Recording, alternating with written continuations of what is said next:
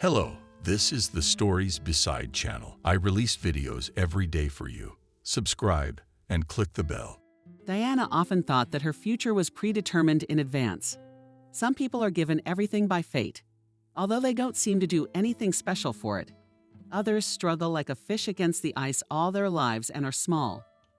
Hard-won successes are replaced by a series of failures, disappointments, and sometimes even real disasters. Diana's family lived in the village. Her mother, a young graduate of the village school, was abused by drunken scumbags on the night of her graduation. Her former classmates. Anna was the prettiest girl in school. She had a lush blue dress made for the party. By morning, it was just rags. Anna wanted to kill herself. The first person to see her was Principal William. He stayed at the school until the last minute. A gala dinner was served for the boys in their own dining room. Then, of course, there was dancing. At the end of the day, everyone went out to see the sunrise. It was only then that William parted from the graduates. It was like a sign. They were adults and didn't need a review. And the principal went through the empty school, turned out the lights, and went home.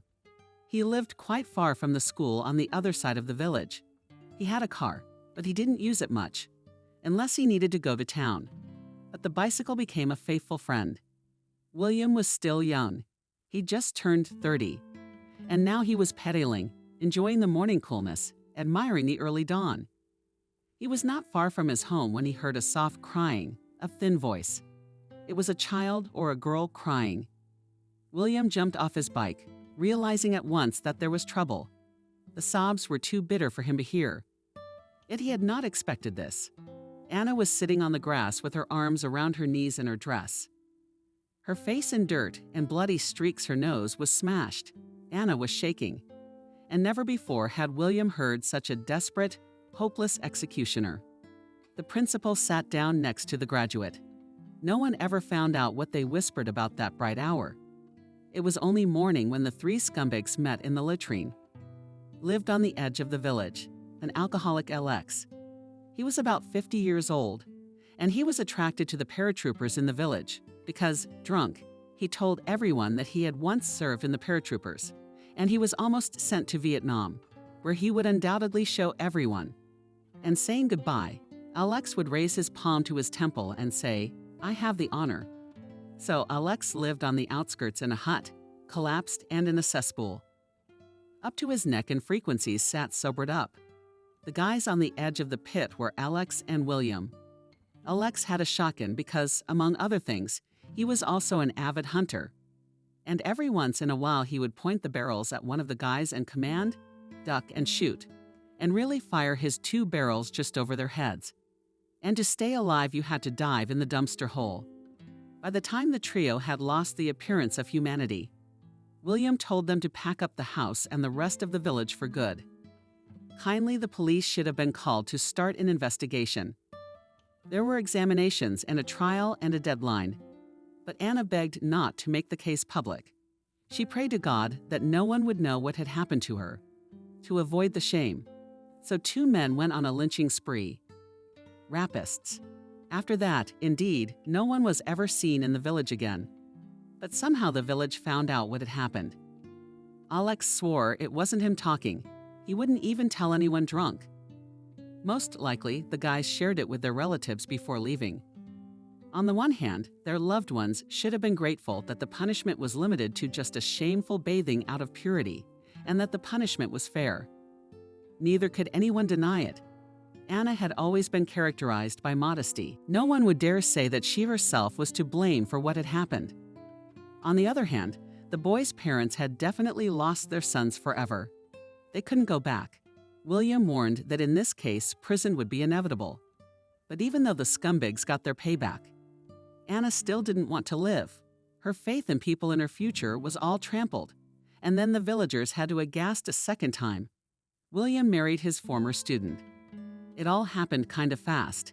He proposed, she accepted. Instead of a wedding, they just signed at the registry office. No sit-down, no guests. And it happened that Anna got pregnant almost immediately and gave birth to a daughter prematurely. Diana took after her father. It was visible to the naked eye. Strangers noticed how much she resembled William, but the villagers believed that the girl was the daughter of one of the boys who had abused her mother. They even wondered if she was from Nick, Frank, or Andrew. Anna asked her husband to do an examination, but he refused flatly. "I don't want to go along with silly rumors to prove anything to them," he said. "Besides, even if I reproduce the certificate that I am Diana's father in 100 copies and hang it on the wall in every house, people will keep saying what they want. They like it that way. I don't mind, I'll get over it." William did everything he could for his young wife. Under his supervision, Anna graduated from the pedagogical college by correspondence, began to work at school as an elementary school teacher, and they had a nice house and both loved to work in the garden. And on a long teacher's vacation, they went to the sea with their little daughter, and no one said anything to their eyes, neither they nor William. In front of them, everyone pretended that they had long forgotten the story. But when Diana grew up, she realized that everyone remembered what had happened to her mother. A girlfriend told her. It was a great shock for Diana, but the sensitive girl understood her mother better not to question her, not to cause her additional pain. Diana noticed, and that her parents forbid their children to be friends with her. She's on the street bad heredity.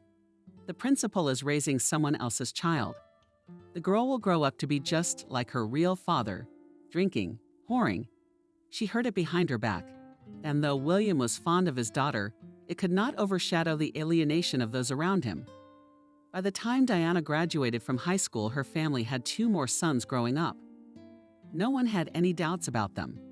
And Diana realized now that she was back on her feet, she had to leave. Her mother is behind her father like a stone wall, and she herself has no place in this village, where every family's lineage is known to the 10th knee. Here you can't get married, marry, or live anything. And after the graduation party, Diana packed up and left for the city. Her parents found it natural. It is necessary to study further. But the girl hid her plans from them. Institute is, of course, great, but she wanted to get on her feet as soon as possible. And she went to study at hairdressing courses. And at the same time got a job in the park to ride children on horses, to take care of the horses, to put the kids on them, to lead under the reins around the circle. Having grown up in the village, the girl knew how to use horses. She was not afraid of them, and she was taken to this place without a second thought. The pay was not much, but her parents sent her enough money to rent a room and live very frugally. In her dreams, she had already planned her life. She would graduate from the course and get a job in some salon. Surely there the earnings will be higher. First of all, Diana will get her hand in, as they say. Secondly, if she saved every penny, she would be able to buy everything she needed to open her own hairdressing salon. Then Diana planned to go to the district center, where it would be possible to rent premises inexpensively. There's a shortage of barbers in the neighborhood. There will always be work, and my parents are close by. You can visit them whenever you miss them. She hadn't thought about marriage yet. It seemed to her that everything is still ahead of her, and you need to first get on your feet. The girls she knew were having affairs, living with one boy and another. But they rarely invited her to the wedding, unless one of her friends realized she was pregnant. And then the young couple would apply. The rest wanted to have time to travel the world, build a career, fall in love more than once, and just to not bury themselves in a maelstrom of domestic responsibilities. But as they say, a man assumes and God disposes. In the park on the same platform with Diana began to work Thomas. And the girl herself did not notice how between them first friendship, and then a closer relationship. Apparently, Diana lacked warmth, having left her family in a foreign city so early. She felt lonely. Things were different with Thomas. The young man had his own apartment, even if it was just a 1-bedroom and not in a prestigious neighborhood. But it was still a home, and Thomas was happy to share it with Diana. He also suggested the girl to sign. Now the two of them would come to the park in the early morning to work on the horses. Thomas was a veterinary paramedic, and Diana learned a lot from him. The summer flashed by unnoticed. At the end of August, the young people were married. Diana thought about inviting her parents to the wedding, even if it was a modest one. But Thomas talked her out of it. They decided to set the table at home, invite their closest friends, so that they would not be in a hurry, so that no one would make remarks to them. However, it could not be avoided. Thomas's friends were smoking and talking loudly in the stairwell at midnight, so the neighbor flew out for a scandal. But in general, the evening was successful, and most importantly, they managed to save a lot of money. Thomas persuaded Diana to quit her job and finish her studies in peace. It'll be fall soon anyway. There'll be a lot less visitors to the park. He'll be fine on his own. Diana hesitated. Earning money would give her some autonomy. She would be completely dependent on her husband, but fate had decided for her. Diana realized she was pregnant. She knew from her friends that in many cases you can work until the maternity leave. But this was not her option. First of all, she could not get any maternity pay at such a job. Secondly, the smell of the stables made her nauseous, dizzy, and her eyes dark. Diana was admitted to the hospital for a short period of time and was discharged with a recommendation to treat herself as a fragile crystal vase. To rest more. No heavy loads, walks in the fresh air, vegetables and fruit in the diet. As fall came, Thomas also began to bring in less money than in the summer. He started looking for part-time work, traveling to calls, treating animals at home. If the cases were uncomplicated, and with Diana he began to quarrel. Returning, Thomas himself stopped by the store for groceries. He liked to save money and was a virtuoso at it. Diana knew that such a husband would not leave you hungry. He made soup out of an axe. She used to like it, but now she often realized that she could not bring herself to eat this or that dish. Pea soup and sugar cubes disgusted her. Thomas, on the other hand, was angry that his wife had turned into a snowflake and could not be pleased. Once Diana asked for chocolate ice cream. That day she was feeling particularly unwell, lying on the sofa, trying to move as little as possible. She wanted to eat, but she could feel it. The only thing her body could take was popsicles. Thomas, on the other hand, had brought her the cheapest ice cream. Diana cried out in frustration, and her husband was furious with her.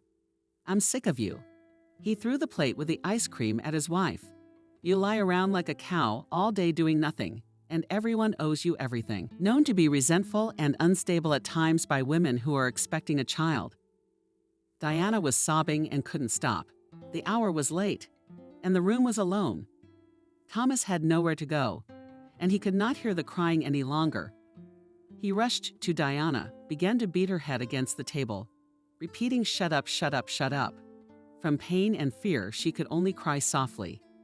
That time she forgave her husband. But Thomas apparently realized that it was okay to raise a hand on his wife. And the next time she aroused his irritation, he simply pushed Diana away. So she flew across the room and banged her thigh painfully against the corner of the table. A huge bruise blossomed on her leg. "What are you doing?" Diana asked bitterly. "You can't hit me now." "Oh, come on." Thomas sounded contemptuous. "Who's hitting you? You can see anyone." When was the next time he raised his hand to her? Diana ineptly tried to fight back, and such fights, ending in violence, began to happen between them more and more often. Diana tried to go to her friends, complained to them. They consoled her, advised her to leave Thomas without looking back. "Where would I go?" Diana asked. "I don't have a place to live. To go back to my parents without a husband, pregnant. Can't you imagine what kind of life awaits me there? Everyone will point fingers." This is the 21st century in the city, and such cases are normal. And there I'll just lock myself up and stay at home. There was no friend who could take Diana in. One has her own family. The second lives with her parents. The third rents an apartment. I'll be patient. What to do? Diana sighed. Maybe when the baby is born, everything will change. But Diana's baby was not destined to be born. The pregnancy was terminated prematurely. It wasn't Thomas' fault directly. Diana was home alone when she felt sick. Then the emergency room and the loss of the baby. The doctors consoled her. "You are still so young. Take 18 years off. Rest for a year. Then get pregnant and everything will be fine." Thomas didn't come to pick up his wife from the hospital. He was working that day. When he came home, Diana realized that he had no compassion for her. He didn't see anything special in what had happened. Perhaps he thought it was for the best. And we don't need a child now, he concluded. The apartment is small, there's not a penny. When you get a specialty, go to work. Then we'll see. In the shower. Diana hoped that her husband had learned a lesson from what had happened. He couldn't have been unimpressed by it all. And if he raised his hand against her next time, it could end even more tragically. But as it turned out, the husband hadn't come to any conclusions. And if Diana annoyed him in any way, his fists itched. And this was a time when a young woman needed to come to her senses in every sense. The medics would speculate about hormones, the psychiatrist would hint at depression, and the first big fight had tragic consequences. It was Friday night. Thomas in his dreams imagined a set table, some appetizers, and most importantly, plenty of beer. And after that, having come to a relaxed state, it would be possible to watch a good fight check, and then fall asleep to it. He had told his wife in the morning that he would organize a feast in the evening. The weather was very bad, dreary rain and cold, cold and rain. We should do something to make ourselves happy. But when he got home, the refrigerator was empty, as they say in a popular TV show. There was no mayonnaise and no iron bars. Why haven't you gone to the store yet? Did you go to the wife? Diana tried to explain. Not to the store. I paid the rent. And then I had a really bad headache today. I went to the pharmacy and got some medicine. The pennies don't work for me. I took the cheapest one that was effective, but there was still no money left. There's a packet of pasta. I didn't boil it for you. It's 15 minutes, and then it's hot for you. Got any melted cheese? It'll be macaroni and cheese, like in Italy. Like in Italy, you say. Thomas started freaking out. What did I tell you? I'm supposed to eat this stupid food now. And take your pills for dessert. The idea of taking money from whoever you want and whatever you want. It's not my fault you make so little money. Trying to snap at Diana, so pick up your part of the couch and go to work. Finally broke Thomas. You're a nobody you know. And you're not a good hostess. You can't take care of yourself, and you couldn't even be a mother. Diana burst into tears, and Thomas grabbed her by the hair so that he almost scalped her. Stop whining. I can't take your whining all day. What the hell do I need you for? Diana ran out into the entryway and sat in a corner under the stairs until late at night. It was dark and cold, but no one could see her, and she could cry until she got out. It was a good thing the door to the house was left unlocked. The young woman made her way in when Thomas was already asleep. But that dark and bitter evening, something irrevocably changed in Diana. The next day, she went to her parents' house. They greeted her affectionately, but she noticed that the family had already adjusted to life without her. The younger brothers were studying with their mother, and their father had his own affairs and worries. They told Diana about them, but they were their own affairs and they did not concern her. What they did know about the daughter, however, was that she had married and moved in with her husband. She did not go into details of the case.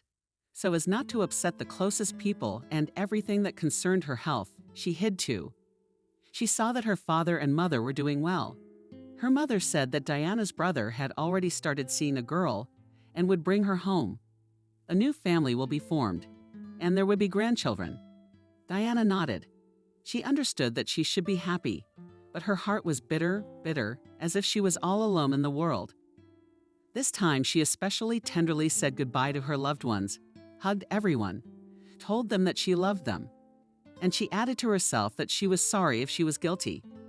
When she got home, she waited until Thomas left for work. She gathered up all the pills. What were in the house, poured them in handfuls, drank them, washed them down with milk from a bottle. Diana deliberately left the door open so no one would have to break it down. That's what saved her. 2 women knocked. They needed to read the meter. The door was ajar.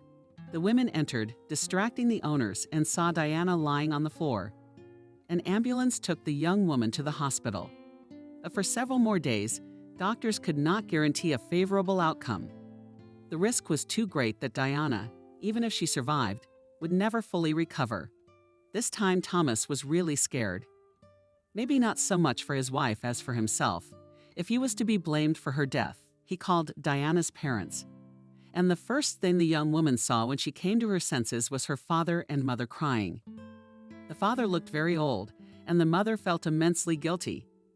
Anna did not leave her daughter's side for the first time, because Diana felt very bad. She had hallucinations.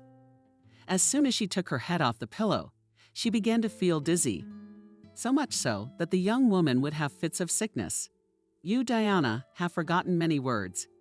You could hardly remember them. Sometimes you substituted words that didn't make sense at all, and many everyday skills were erased from her memory. Her mother had to teach her how to eat with a spoon, how to dress herself. Trying to give her daughter back some mental strength, Mother talked about the path she had traveled herself. I didn't want to live either, she said, after what those scumbags did to me. And if it hadn't been for your father, who knows if I would be alive now or if I would have killed myself. Mom, can you tell me the truth? Not to other people, not to Dad, just to me. I need to know. Dad, he really is my father. Tell me the truth. I didn't doubt it for a second. Anna answered firmly. I would not be afraid to go to any examination. Look in the mirror. Your eyes are the same. And the pride is not the same, and he can't stand to be pitied. You used to clash, little one. I reached out to pet you, to soothe you, to blow on your sore spot. And you fell down quickly. You go under the table somewhere. Don't touch me was the only way they'd calm down. If they leave you alone, your father's the same way. And William asked his daughter, tell me what happened. Was it Thomas's fault? Is it because of him that you took this step? Just a hint, and I'll deal with him. You'll put him back in the latrine. Diana sighed tiredly. No, I just need to pull myself together and take charge of my own life. Maybe you'll come home, her father asked hopefully. Diana had never been able to admit that her parents' home had never become her home. Maybe if, when the tragedy happened to her mother, her father had not decided to stay in the same village against all odds, but had taken the young mother to a place where no one knew them, things would have gone differently. But Mama had grown accustomed to the rumors and gossip. Or maybe they had died down over time. Either way, she was content with her fate. Diana, however, realized that she had to start all over again. Fortunately, the head doctor called somewhere, and Diana was taken to the psychoneurological dispensary for another month after discharge. She liked it there. At the hospital, the nurses rate her out as if she was the only one to blame for everything. But here, with souls as grief-stricken as Diana, it was impossible. Diana came in here early in the morning. It was cold outside and right off the corner. But here it was warm and quiet, as if in a kindergarten. The patients were given breakfast, which always included a sweet treat, chocolate-covered cookies. You could pour yourself some hot water and make tea. Then the women gathered in the recreation room. There were lots of live plants here. There were palm trees and rollers. The windowsill was littered with flowers. Green branches tied along the walls and behind graceful Poe. Here even equipped a mini corner. The blue crystal of the aquarium glowed mysteriously. The canaries were counting and pouring arrows. All this relaxed and soothed the nurse invited patients for injections. After receiving their share of antidepressants, some women were going home, with their husband and children waiting for them. Others went to their rooms to rest. Diana almost always exercised this right and stayed at the dispensary until the nursing staff had gone home. The head doctor talked to her and found that Diana had completely good prospects to recover. How is your course of study going? He asked. I've abandoned everything, she said with a guilty smile.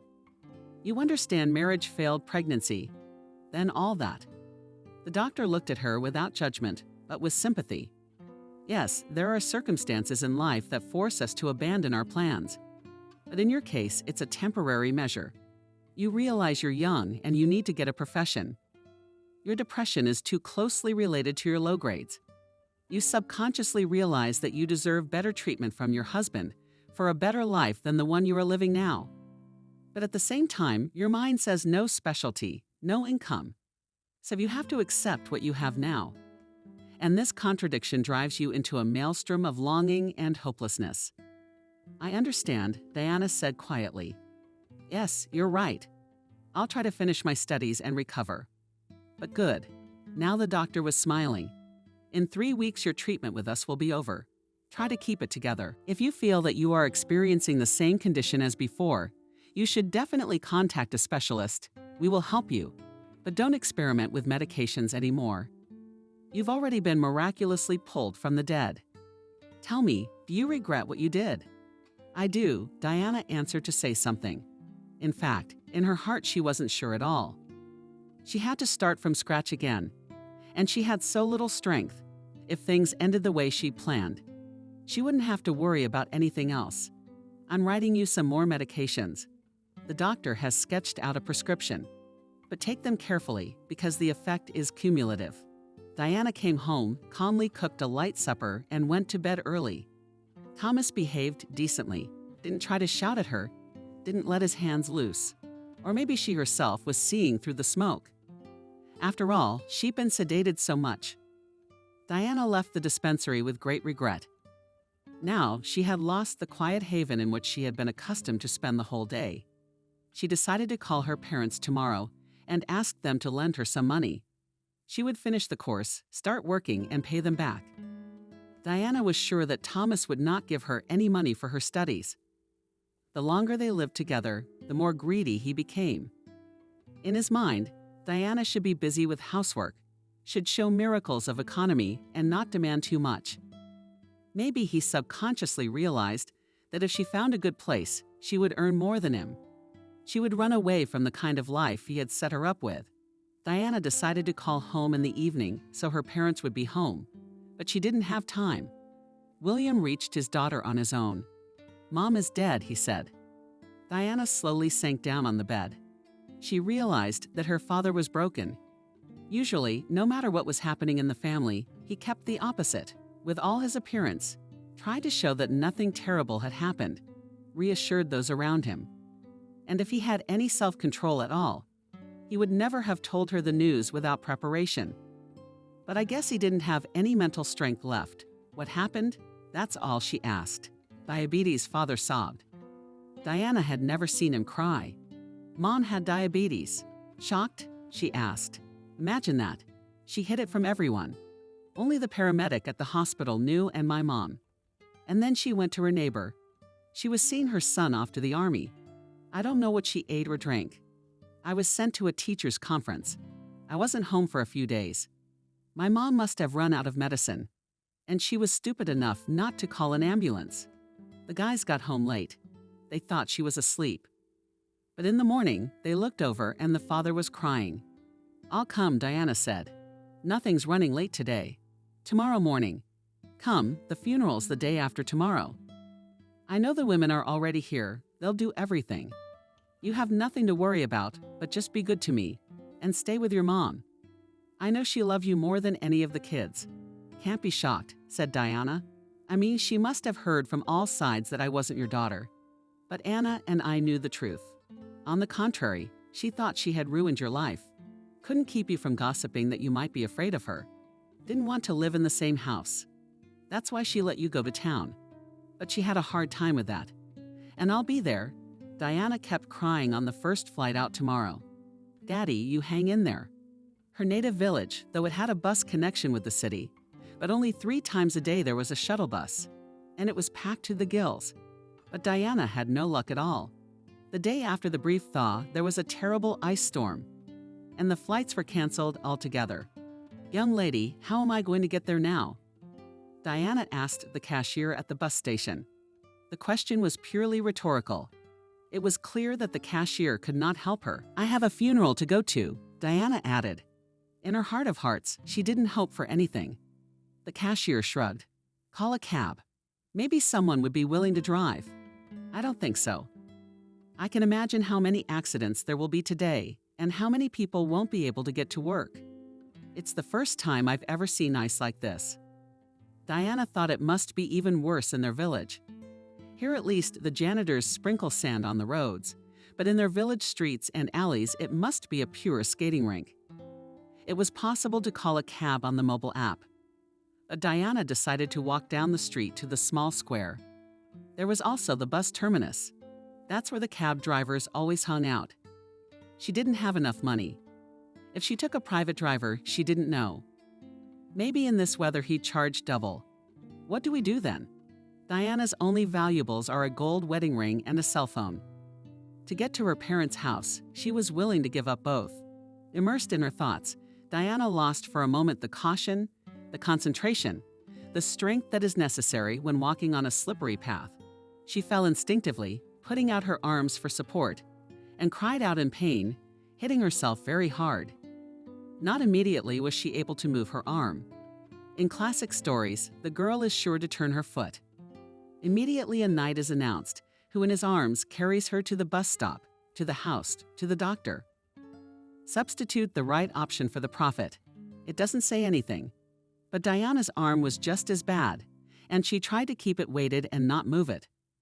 God forbid another fall on that same right one. Where the cab drivers were always shy. This time there were only 2 cars when Diana reached them, and named the village she needed to get to urgently. One driver refused flatly. "What's wrong with you, girl? I don't even know how to drive people around town, and you're going all the way out here." The roads there are like glass now. The second cab driver quoted a price that was exactly the amount of money Diana had in her purse for the return trip, which she would have to borrow from her father. But Diana was still tearfully happy, if one can be happy when rushing to her mother's funeral. "Please," she begged. "Let's try to drive." The boy signaled to get into the car. Diana grasped the handle with her right hand out of habit and cried out in pain. "What's wrong?" "I fell unluckily." She grimaced, trying to hide the pain. Diana somehow got comfortable on the seat.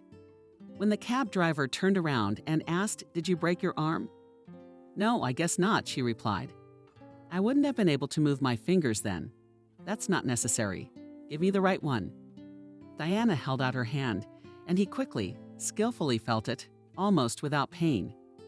"Let's go to the trauma center for an X-ray," he said firmly. "No," Diana almost shrieked. She didn't have the money to make another detour to the hospital. Yes, there would probably be a line there. One thing she needed right now was to get to her mom and dad. "You're not a doctor," she said. "How do you know?" "Actually, I work in the Ministry of Emergency Situations," the cab driver admitted. "I know how to give first aid too. And I don't like your hand." Diana was so exhausted, so overexcited that she told the stranger everything. And that she was in a hurry to go to her mother's funeral, and that the most important thing for her now was to get there. And there's nothing to do in the village. They'll have to help her with some other bandages, and they'll do some light work. She was so worried that she didn't notice where they were going. And then she realized it when she saw the car pulling into the town. "I don't have any extra money, I told you." There was desperation in her voice. "I'm asking you for money." The cab driver didn't even turn around. "Do you have your passport?" "Of course I do." Or they might ask her if she had a passport. He drove her not to the traumatology department, but to the largest surgical building, where he said he had his own people. And indeed, he soon came back for her and led her through the corridors to the X-ray room, where an older lab technician quickly took pictures. She also asked Diana for her passport and policy. The latter, of course, she didn't have on her. A companion. Diana took the still wet scans and quickly walked down the corridor.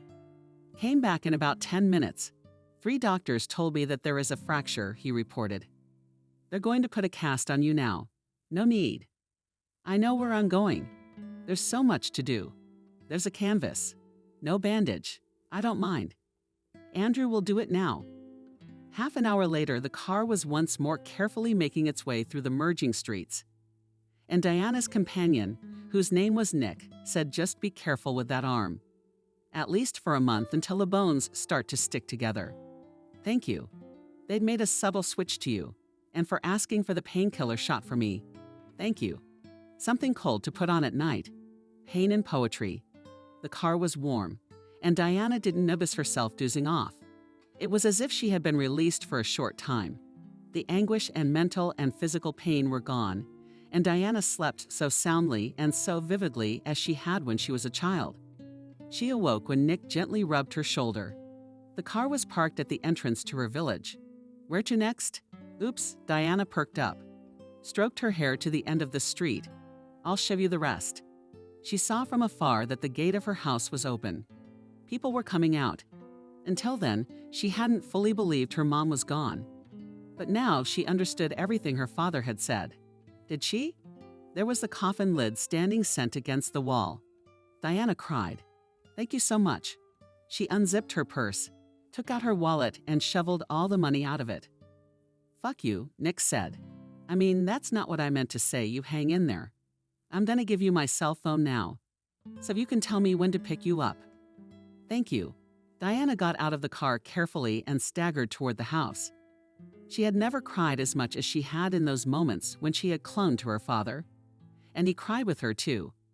He had never thought that Anna, whom he had treated all his life not only as his wife, but also as his child, would be the first to leave. And he, the old man, would be left to live. Diana only hastily hugged her brothers, noting with an edge of consciousness how they had grown up. The house was bustling. There were no ritual agencies here, and as in earlier years, they were preparing to see the deceased out of the house. And the tables for the wake were set in the school canteen. The whole village wanted to say goodbye to their teacher. There just wasn't enough room at home. William and Diana stayed up at night, sitting in the big room. Anna's face was as calm as a sleeper's, and it was as if she was present for the third time. "She knew your life was hard," William said, "that you were keeping her safe, not telling everything. But she felt everything and took it very personally. Daddy, you don't mean to say that she got worse, that her illness worsened because of me?" "Not my daughter. She was just hiding it from all of us. I guess it's a family thing, sharing the good things. And the bad things you have to go through alone. It's not right. Maybe someone close to her would have helped." "Yeah, well, that's the way it is now. The action's over." Diana's arm ached terribly, but she was crying because of another pain. "Will you come back to us?" William asked. "I don't know," faintly answered Diana. "Mama would love to have you back in the house. David is getting married too." David, as tired as Diana was, she still couldn't help but wonder about the eldest of the brothers. She still considered the child. But what can you take from that brat? Who was Nancy on, remember? Here too, Diana was at a loss for words. Nancy's mother was the most scandalous woman in the village, and she had many children. How many nerves did she get on the nerves of teachers who were supposedly prejudiced against her children? And Nancy, the troublemaker whom no one of her peers wanted to be friends with. Anything out of line, she threatened to complain to her mother.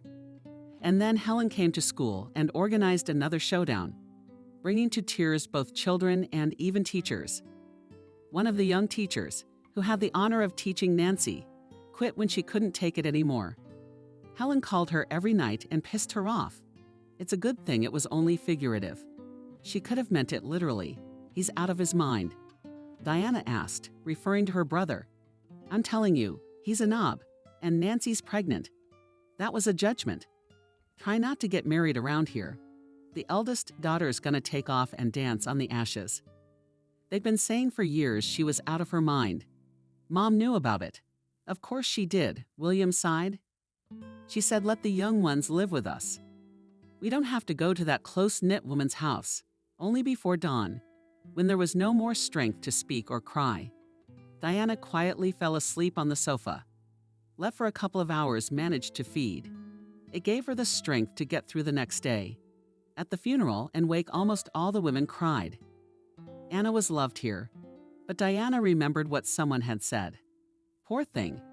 So from the very beginning her life had not worked out, that her youth had been broken by those scoundrels, that God had given her a short life, and that she had no grandchildren. Diana realized that people have not forgotten anything, and the story of her mother will be passed on from generation to generation, and they will talk about her themselves. And this very Dinka was born from whom of that trio, who knows who, that they mocked her.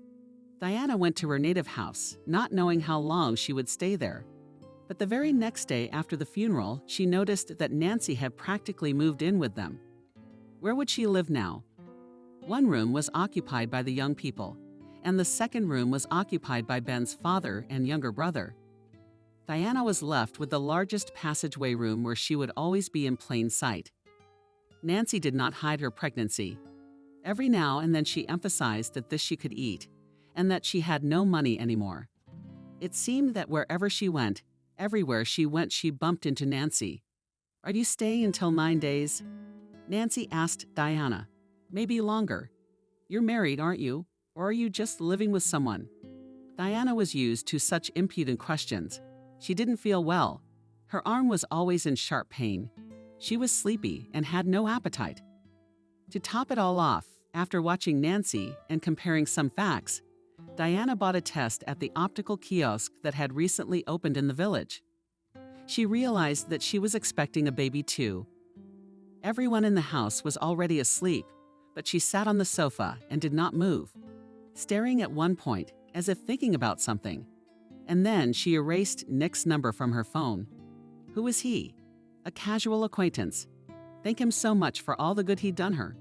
But she can't owe him too much. Diana owed him nothing. When 9 days had passed, at dinner, trying not to wrinkle her nose at the smell of herring, Diana said, "Tomorrow I am leaving." She heard Nancy sigh with relief. Her father was genuinely saddened. "But why don't you want to stay?" Diana had to remind herself to pull herself together. "I have my own family, Dad," she said softly. "I can't leave it." Thomas is waiting, worried. In her heart, though, she trembled. They, knowing that they will meet her at home.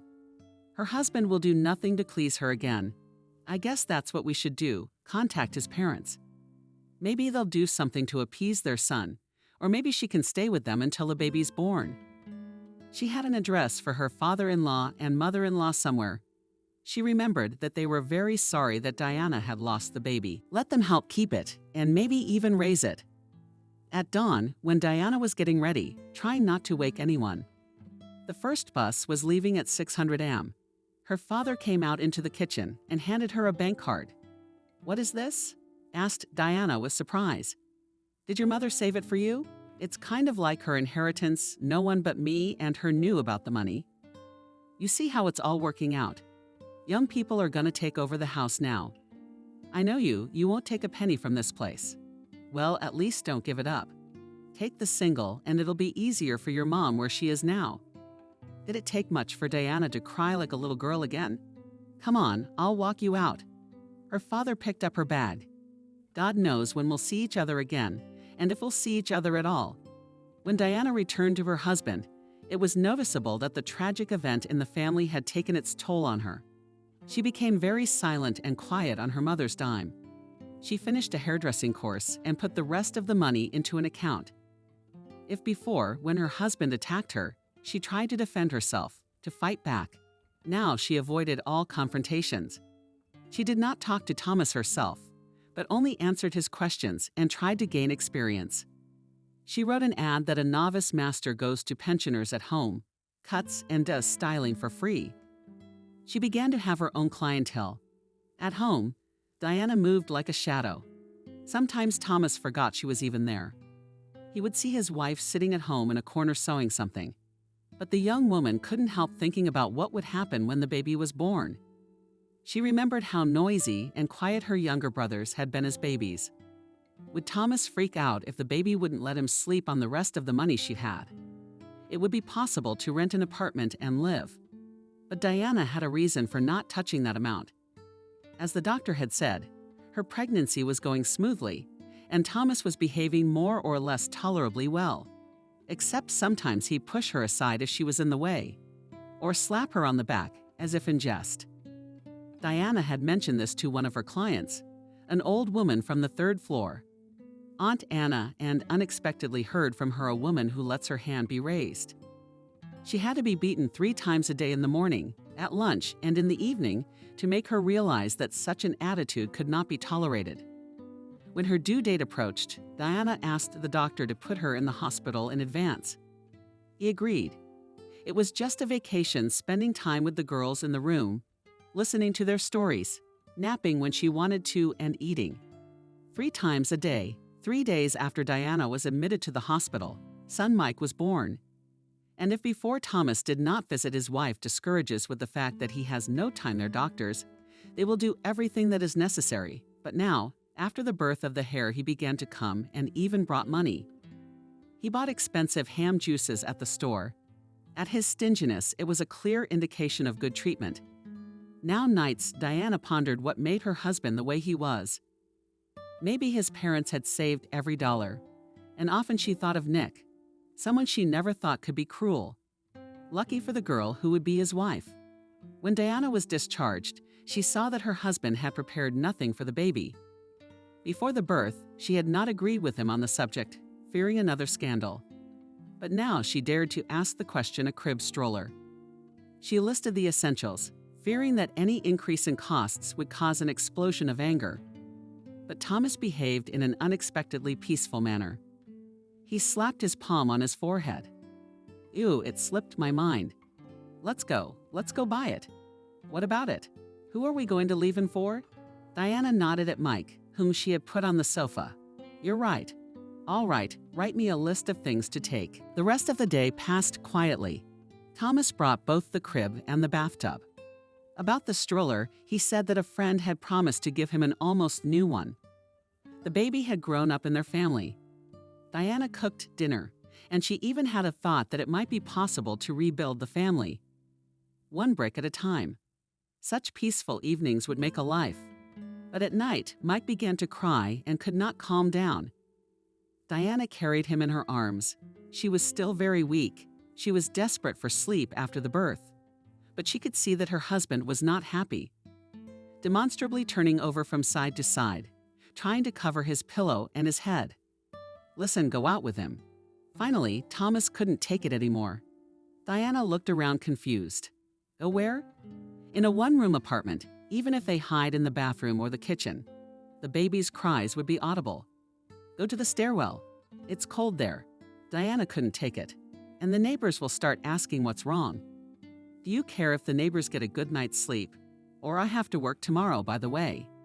His yelling is giving me a headache. I'll be on my feet all day tomorrow, too. Diana tried to talk some sense into her husband. It's a time like this, you have to be patient for a few weeks. Then the little one will sleep better. For a few weeks, Thomas pulled his eyes out. And how do you envision it? I'll be like a zombie coming to work. You're at home. You're home. You can go to bed when you want. I doubt I'll be able to lie down tomorrow and sit with the baby all day. That's work too. Oh, don't give me a responsibility to people. Don't compare. Mike, sensing the tension in the air, shouted especially loudly. And Thomas had gotten up to shut him up, or did I shut him up myself? Diana was all too aware of what might come next. She instantly snuggled the child into the blanket and sprinted out onto the stairs, forgetting to dress herself. The young woman was well aware that the baby's crying would wake the tenants, so she went downstairs and walked in the yard for about an hour. Before the baby fell asleep, I froze myself, but going up to the apartment was scarier.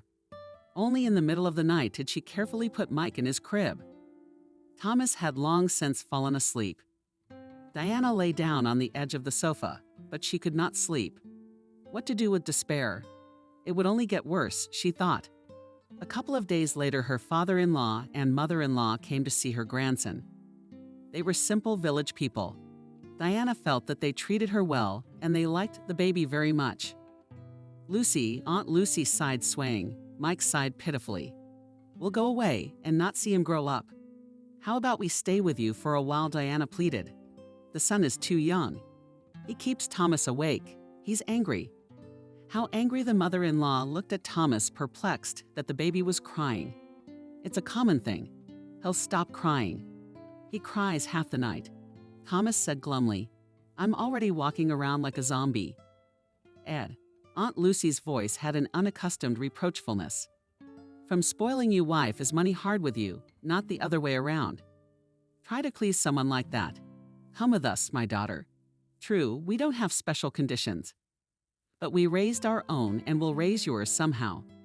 Uncle Stephen nodded in agreement. When the parents began to pack for the road, Diana quickly packed her few things. Don't take it from here, Uncle Stephen advised a lot. I'll give the bear a lead. He did not fail. The old people's cottage was small, but Diana was warmly welcomed. They gave her the bigger, brighter room with the windows facing the street. The same day, Diana was suspended in the corner. There was nothing left to do but lull her son to sleep. Did the fresh country air have an effect, or the fact that the mother had stopped being nervous? But the baby began to cry much less. However, Diana's life was not easy. She grew up in a house where there were conveniences, but here there was no need to think about it. She had to heat the stove and run to the small wooden box to go to the bathroom. The bathhouse was heated once a week, and if it was necessary to wash during a break, a basin and cats would help. Firewood was also saved, and in the morning it was not just fresh in the hut, but even cold. Diana used to take Mike to bed with her. She was afraid that he would not freeze. Thomas, who had rarely come to see his old people before. Now that his wife and son were living here, he didn't show up more often. Taking a vacation from us, Diana joked, but there was bitterness in her tone. But she didn't want to go back to her husband either. Month after month went by, and she still lived in that little house. The news from her family was not good. Dad had a stroke. The loss of his wife was not in vain. The doctors were reassuring with good care. William would live and maybe even recover. But would he have that good care? David married Nancy, she gave birth to a daughter, and they all lived in their parents' house. Not only that, but Nancy's mother had moved in, the scandalous Helen, allegedly to look after the sick. But Diana highly doubted that was the case. It was just that the house was just like Aunt Lucy's, and the woman wanted to move to better conditions and to feel like a hostess. Diana's younger brother could not stand such a neighborhood and left school and entered an agricultural college with a dormitory. Diana realized that she could not live in the same house with Nancy and her mother. By nature, she was not capable of scandals. But these two women would make her a paradise. They don't care why Diana and Thomas live apart. Rumors will spread throughout the village that poor Anna's daughter has gone down a bad path and given birth to a child. God knows who, the apple of the tree, and so on and so forth. Sometimes it's the smallest thing that can bring you out of your days. One morning, Diana was cleaning the house, lost the mirror, and suddenly looked at herself with strange eyes. Painfully thin, cheeks sunken, hair hanging in icicles, a dirty stain on her cheek. The day before, the electricity had been cut off. It happened a lot in the village, and I had to cook not on the electric stove, but in the oven. And my head hasn't been fussy for a week. Old things are a pitiful sight. If I live like this, soon I'll get to the point where I'll start giving change near the church. Diana thought with despair, but soon anger joined the despair. She had to do something to fight. She called a girl she had been friends with before. "Helen, help me out. Can you find me a cheaper place to rent?" And yes, Mike might need a babysitter for a few hours a day. To her surprise, her friend was able to arrange both. The very next day, she reported that her neighbor a floor below worked up north and would be happy to have the apartment forewarned and pay the utilities. About the babysitter, Helen was also reassuring. She has a Betty acquaintance who will not refuse to help. The girl is very shallow after school, could not get anywhere. I mean, she started and dropped out. She's just looking for such a job as a nanny and takes cheap. But dead or gone. Thought Diana, it is scary to start in an unknown voyage, but only in the swamp to drown even scarier. She said goodbye to her mother-in-law and mother-in-law very warmly. They had sheltered her in such a difficult time. They had shared everything they had for her and her grandson. Thanks to this respite, Diana came to her senses, and now she has the strength to move on. She owes them a great debt of gratitude and will try to repay them one day. Diana felt an unusual sense of lightness. As she closed the door of the city apartment behind her, it was up to her now, and it was much easier to rely on someone who was not trustworthy to Thomas. She didn't announce her arrival. The next day, she called the city's hairdressing salons and wrote down a few addresses. She was invited for an interview. Diana was afraid she wouldn't be taken anywhere, but she was wrong. She was offered two options, one closer to home, but one with a higher salary. After talking to Betty and making sure she could trust her, Diana chose the higher wage. It wasn't easy, but it was nothing compared to her previous situation. Diana tried to be as responsible as possible at work, and the landlady was pleased with her. Diana went home from work to take over Betty's duties, but the girl often stayed over late. They would have dinner together and talk about life. So Diana had a new friend. Betty really wasn't distant. But as far as housework was concerned, she had all the arguments, and Diana was glad. Back in the warm, cozy house, Betty was not lazy to clean up and cook. Mike sleeps late. She waved her off when Diana began to thank her. What else am I supposed to do? Not read books. The landlady had a good library, but Betty couldn't think of reading without horror. She would turn on the TV, find a show, and start vacuuming. Diana tried to compensate for her hard work, her assistant with money, and both were satisfied. William was slowly recovering from his stroke, getting back on his feet. Helen, who was not friendly to everyone and scandalous, became attached to him and took care of him, albeit roughly, but diligently. When Diana called her brother, he reported that her father was doing well. Diana did not think about such a thing as a private life. Enough. She had more than enough of her marriage. Thomas learned from her parents that Diana and her son had moved to the city. But the old people couldn't say where. Diana hadn't left them an address. She assumed that the house was someone else's, and she had no right to invite anyone here. But Thomas didn't make much of an effort to find them. It was as if he thought they would have to show up themselves. Diana, for her part, decided that if her husband asked for a divorce, she would give it to him the second he asked. Let another woman suffer with it if she wanted to in a year. Diana had so much experience in the hairdresser's shop, such ability and tact with her customers, that the landlady did not hesitate to entrust her with the most capricious and wealthy clients.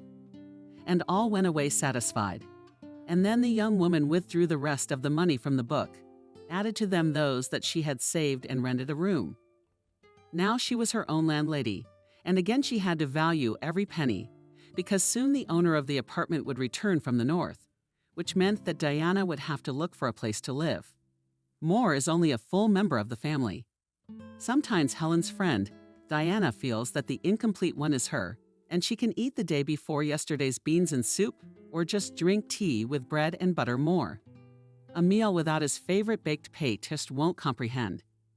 He will look with a look that Helen calls eat yourself, and squeamishly emphasizing pause, will move away from the bag of warm milk or whatever, something that cats are supposed to eat. Will step back and sit down and irritably start licking his shiny black fur to all species, showing, "Not for long. It won't take long for me to stay this pretty with all that vile food." If Helen sleeps just in bed, the Merlot exclusively on the pillow pays for this pleasure, with a voice ringing with a distinct every endless, "Enjoy yourself," the best song for falling asleep. Especially if outside the window blizzard and wind, the glass thickly covered us with snow, and the cat sings and sings in your ear, and the hand sews and stretches from the warmth of the blanket to the living warmth of this cat's body. During an unsuccessful jump on books and newspapers, Curious wandering around the kitchen table chewed the cord from the computer. Your Balsam, whose potty has been turned into a cat box. At first, the Morlot would flee the scene, looking around thievingly. Later, he just squints condescendingly when Helen took him in her arms to pet him again. Well, I'll be patient. But when a stranger appeared in their home, which the cat considered his domain, the baby's wary frozen posture showed Helen that the cat was more anxious than ever in his life. She wanted habitually to pick him up, but the cat, like a small black panther with the untrustworthiness of a wild animal, darted under the sofa and disappeared there for a long time. He appeared late in the evening, without waiting for the guest to leave, and with the same graceful, loving-to-the-floor movements, began to make his way to his bowl. But the cat did not give in and, having gone, again disappeared into the dark corners of the apartment.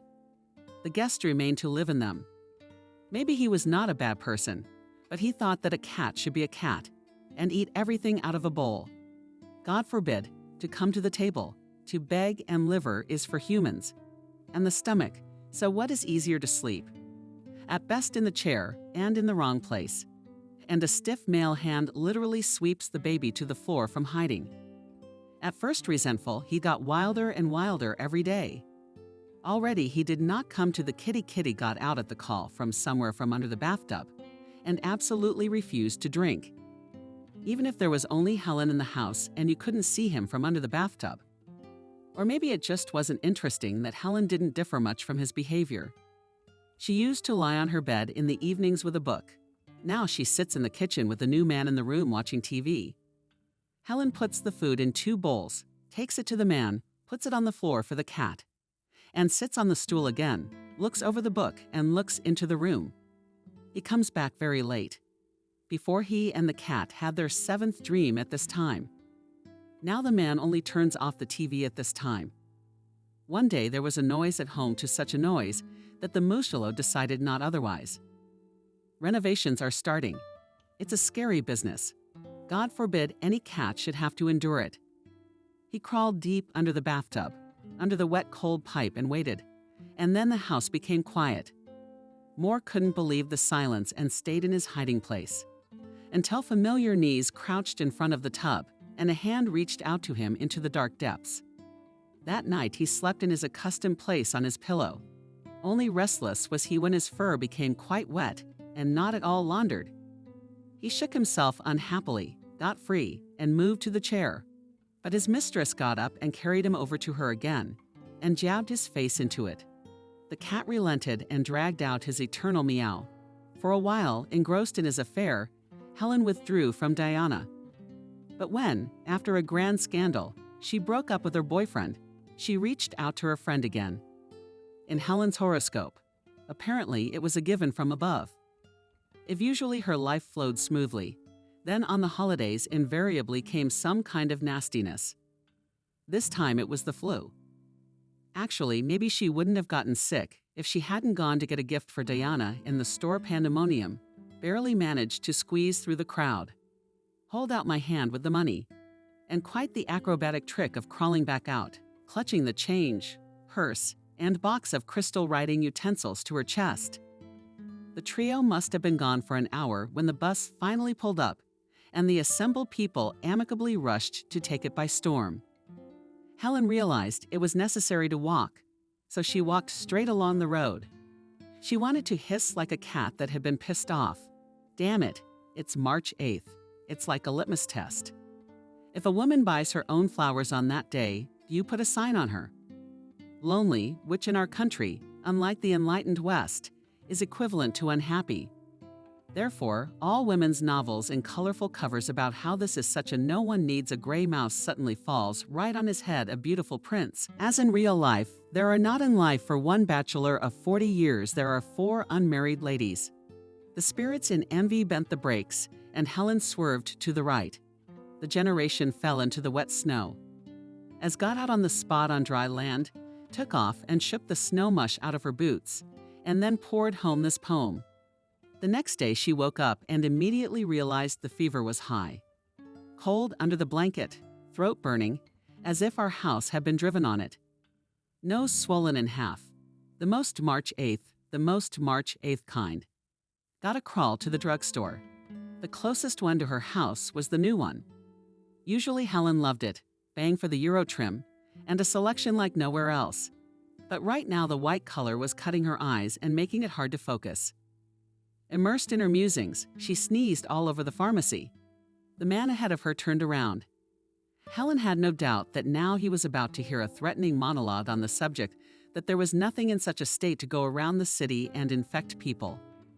Instead, he said, "Don't take all that stuff. It won't work." "What will?" Helen looked up at him with watching eyes.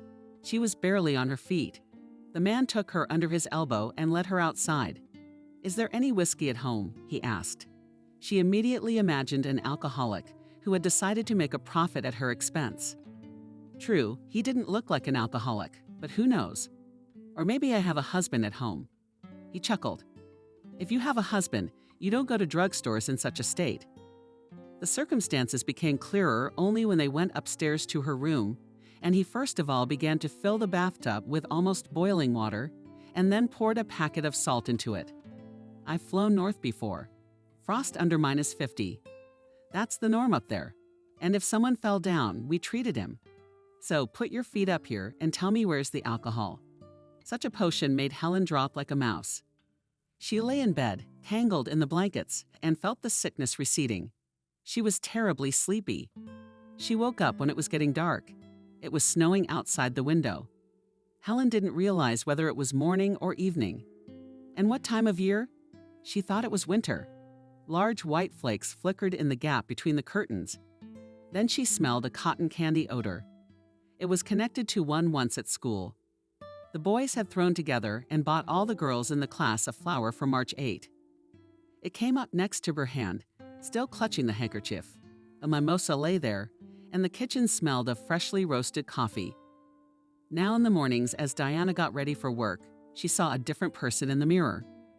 There was nothing left of the intimidated and harassed young woman who belonged in some orphanage for the poor. She still spent her money sparingly on herself, but she looked quite dignified. Diana's usual clothes were jeans and a light breeze. Her hair she shot short, and unknown why it started to slightly curl. Slim, trim, with a good figure and light, tasteful makeup. Diana made a good impression, but it was her eyes that changed the most. The look became detached and rigid. It was clear that such a lady would not be easy to fool, and she would not be able to sit on her neck. Diana sometimes thought aloofly that not so long ago she would have behaved very differently. So the other day she stopped by a convenience store to buy something for dinner and picked out some nuggets that Mike loved. The clerk bagged a dozen and put the pancakes on the scale. Diana reached for the bag. Immediately the clerk slapped her lightly on the arm. "Don't take it off the scale." "I haven't counted it yet." The old Diana smiled guiltily and spoke. Yes, of course. I'm sorry," the current Diana looked coldly. "I understand the words 'I don't have to be beaten.' Treat your customers better, or will you be kicked out of this place?"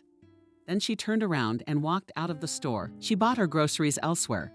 She solved the housing issue in her own way. She took out a small loan and bought a room in a former hostel. She liked this Stalinist building very much. The two wings were connected by the 6-coal tower, and there were rooms in the tower, and Diana had one of them. The previous owner loved his dwelling and made it into a mini apartment with a tiny kitchen and a knot. It was Diana and Mike's first place of their own, and they both loved it. So many windows during the day the sun went from one to the other, and Mike, who didn't like the dark, was provided with light until the evening. Diana paid off the loan in 2 years, and then started thinking about selling the room, taking out more loans and buying a 1-bedroom. Or what the hell is not kidding, even a 2-room apartment. But procrastinated. She really liked this house in the center of the city and the top floor of the tower. The only thing higher was the sky. And her hairdressing salon, on the other hand, was in the basement. But everything suited Diana, so it was warm and cozy. The ladies were waiting for their turn. On a soft sofa covered with fox fur, they admired the big, beautiful aquarium, leafed through magazines and drank coffee, but even more often chatted with Diana. Everyone easily found a common language, and the small basement soon turned into a real women's club. Diana had become a real stylist. She almost always found something to advise her clients, prompted them, and when they agreed with her. The result was so stunning that the ladies left in admiration. And when Diana was at home, the phone rang every now and then. Somebody asked for a haircut or a styling appointment. In short, things were picking up. The circle of acquaintances has expanded dramatically, but real under the hand of Diana, at that time there were only 2. Helen, who finally married well, but always found time to drop in once a week for a coffee. Both young women had been through a streak of hardship, and their lives had hardened them. They could be proud of it, but continued to be a support for each other. The second friend was Betty, their son's nanny. Diana's example affected her as well. She began to transform from the formerly shy girl with a learning disability into a relieved person. It turned out that Betty was very much beckoned by traveling, but since she had neither the means nor the ability to travel to distant lands, she pursued local history. She was also going to eventually be hired at the town library, and she was waiting for a place. As for Diana's relatives, things were different here. Her father was slowly recovering and the family was living together. Even Helen had lost some of her bad temper. Diana's younger brother was finishing his studies and was getting married. Diana liked his fiancée, and she was calm for her family.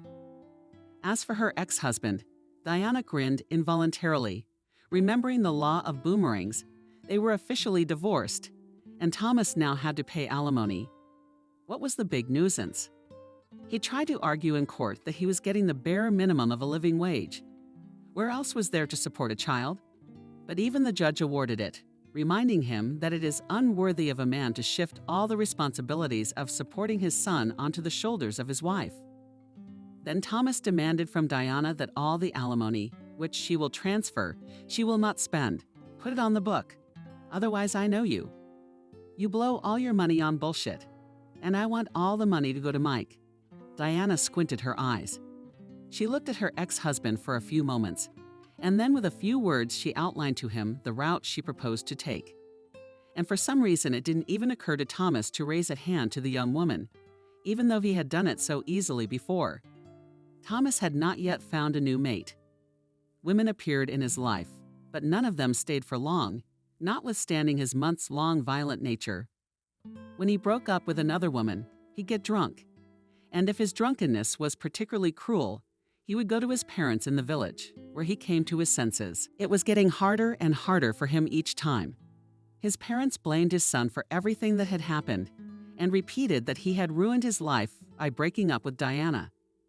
His parents blamed their son for everything that had happened, and repeated that he had ruined his life by breaking up with Diana. For her part, the young woman kept in touch with her elders. She knew that she would never forget the kindness they had shown her at the most difficult moment. Now Diana had no need to hide her address, and every few months, the old people would visit their grandson. They brought with them a purse of village gifts.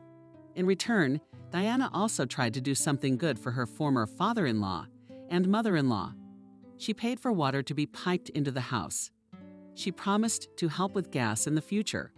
It was tacitly agreed that when Mike grows up a little, he will spend the summer in the village at his grandparents'.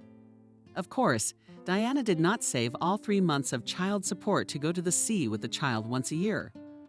She still hadn't thought about changing her personal life, until a certain point. Diana didn't have many male clients. Usually all her working hours were distributed among women. Even a dense record was formed. You couldn't get to her just like that. Still, a couple of times a day a man came down to the basement and asked if he could get a haircut. Diana worked fast, and if she had free time, she didn't refuse them. But this attractive young man with inviting brown hair seemed familiar to her. But Diana simply invited him to come in and sit in the chair. She knew she had an abysmal memory for faces. She might not recognize even a close acquaintance if she saw him wearing a new jacket and hat, for example. Conversely, she might greet a stranger with a friendly hello, mistaking him for someone she knew. "How shall we meet?" "The usual way?" Diana asked, picking up the scissors. For your tastes, this answer was not uncommon, and the young woman only nodded. And yet she couldn't shake the feeling that she knew this man. Their gazes met in the large mirror, and he asked how your arm had healed. Nick gasped. She never thought she'd see you again. And he admitted, I've been trying to find you. After all, I held your passport in my hands. I knew your name and address. Diana experienced an extraordinary feeling of bliss. He was looking for her. But this fellow Nick grinned when I came. I told him you didn't live here anymore. I even went to your house in the village, but they didn't give me an address there either. I warned everyone, Diana said. I didn't want my ex-husband to find me, but I couldn't have predicted that you would come looking for me. They smiled at each other and could not contain their joy. On the stairs leading to the basement, they heard the clatter of heels. Where another customer was taking her time. I realize it's busy, but maybe we can meet tonight. How Diana would have liked to sit with Nick in a cafe somewhere, to talk, to take her time. But Betty had warned her this morning that she couldn't stay late. I have to let the babysitter go today, Diana said. But both seemed afraid of losing each other again. And Nick looked up hopefully. But you can walk me home, she said. Come by 7 p.m., we'll talk on the way. There was also a change in the life of Betty the nanny, whom Diana had hired for her son, and who over the years had become not only an assistant, but also a close friend. The story happened in the summer when Betty, with her backpack and dogs, went to that backwoods area that borders a nature preserve. It was 11 o'clock in the evening. The light of day had almost faded, and only somewhere at the edge of the sky cast, greenish and transparent for the frogs, came the starry hour. In this little swamp in the deep woods, who were they to fear? And they went all out. No, this trip had been an adventure after all. Betty lay on her belly in her small tent, prepared completely for the night by the light of the lantern's stopped books, and tried her best to inspire herself with the feeling. And Estrin, wood that was very even cozy, as if in a small house. But to think that they're separated only by a cloth, a dense reserved forest. And if anything, they wouldn't find her here forever and ever. The most sensible thing to do was to rely on the dogs. The dogs behaved calmly, not dozing at the entrance to the tent. A German shepherd stretched carefree on its side. So he did not smell any danger at all. A bay lay regal motionless, like a lion guarding and the palace, and were a reliable defense. It is, of course, good to see things through to the end, Betty thought. But was it so necessary to come here? Betty was an enthusiastic person, and a vacation was not something one could do with a lot of time. Familiar people were already habitually going abroad, expanding their itineraries every year. You again in Egypt, and we with a breath in Paris, and we in Thailand want to get new impressions. Betty has already realized that you can get new impressions anywhere. For example, during last year's accident, which lasted a week in the apartments, it was like -20 degrees outside, so very fingers at the open oven door. She felt like a resident of a besieged city. Traveling with a tent, even simple weekend getaways were a thrill. Now they were actually more likely to go with her friend Helen and stay on the beach. And everywhere else is close to accommodation. But Helen had caught a bad cold. Betty had been planning the trip for so long that she gave up and decided to go alone. Being a local historian, she knew a lot about her homeland. And a rock with a shell imprint found on the shore reminded her that the ocean had once been here. Abandoned villages, temples from centuries past, now beginning to revive the places were favored by artists, from where magnificent panoramas of the Volga, mountains, caves, about which legends are made. But she was especially attracted to things she had read about, but had not yet seen for herself. That was how she learned about this place in the heart of the local mountains, where everything is shrouded in a kind of mysticism. There was talk of a biological defense. Nature kept its secrets from man. Even harmless birds behaved like predators. The face of the mistress of the mountains was said to have been seen here. Betty sipped hot tea from a mug. But isn't man part of nature? Why should one go to war with the likes of her? All the weapons that a penknife and a small hatchet to chop the apprentice. A sudden movement where the dogs lay made Betty flinch. Worry clearly smelling something in the distance a moment. Later, the fog lifted that had so obviously alarmed them. Betty didn't know what she should do. To hug the dogs, to hold them close to her. It seemed safer that way to her. Or walk out of the tent with them. Try to understand why the dogs seemed increasingly agitated. Theoretically, wolves did breed here, but not many, and they always shunned humans. There hadn't been a single attack in years, especially in the summer when the beast was fed. Probably no fools carried here alone, if anything. Han's a wolfhound by nature. He can handle it. And he's got a lot of strength, too. The hounds were already slithering and hacking briefly. No, sitting and waiting was even scarier. Betty picked up the lantern and lifted it from the shelves of the tent. A tiny speck of light and black, such a hostile forest. And seemingly in the distance a little herd and crunching. Look for it, she waved her hand. The sheepdog tore into the thicket without a second thought, not hesitating in its direction, as if it had been expected. Betty grasped her collar, holding her close to her. Quietly she repeated, trying to hear what was going on out there in the distance behind the barking, finding something. It was definitely not a wolf or another dangerous opponent. The girl knew the nuances of her dog's barking, something from a dog's point of view important, but not threatening. She swore a leash in the form of a con. The most unpleasant thing would be to get ticks or to fall somewhere. Betty tried to illuminate just the ground beneath her feet. But Han dragged her only branches, smacked her in the face with an excited wagging of his tail with a sickle and barking. Barking now in two voices that made her ears pop. Betty raised the flashlight higher and exchanged it for a small semblance of Palanca's. Failing off the floor lay a man. He was conscious, but he was looking at her. Instead, Betty saw that he was badly beaten. The swarthy face, the bruises, his shirt a mess of blood. That pain must have darkened his mind. The dogs realized at once that a man is helpless to fight such a man. But a man is in principle a lord of lords. He must not be allowed to die. That's the way to call for help. That's why they dragged Betty here, eating or now as if asking, "See? See?" Betty was scared out of her mind. An accident. Poacher, criminal altercation. What did she get herself into? They won't rush out. She was quick to say it, as she always said to those who had close encounters with her boys. But this time it was more likely to come out of inertia. The man responded. He gasped and spoke softly. "Please let me if you can, and leave quickly." So he's also tied up. No, nothing good could be expected here. Anything. But it doesn't look like an accident. Betty fumbled in her jeans pocket for a penknife. It was a very small knife, good for cutting bread and sausage, not sawing rope. But if she did manage it, suddenly he'd have her right there. "I won't hurt you." Even more quietly, the man said, "Don't be afraid." Betty unfolded the knife and walked over. She was ashamed of her thoughts, but somehow on the surface. And deep down, fear lived. He shifted heavily from. Opening her back, her hands were tied behind her back and tightened cruelly. The hands were no longer a living color.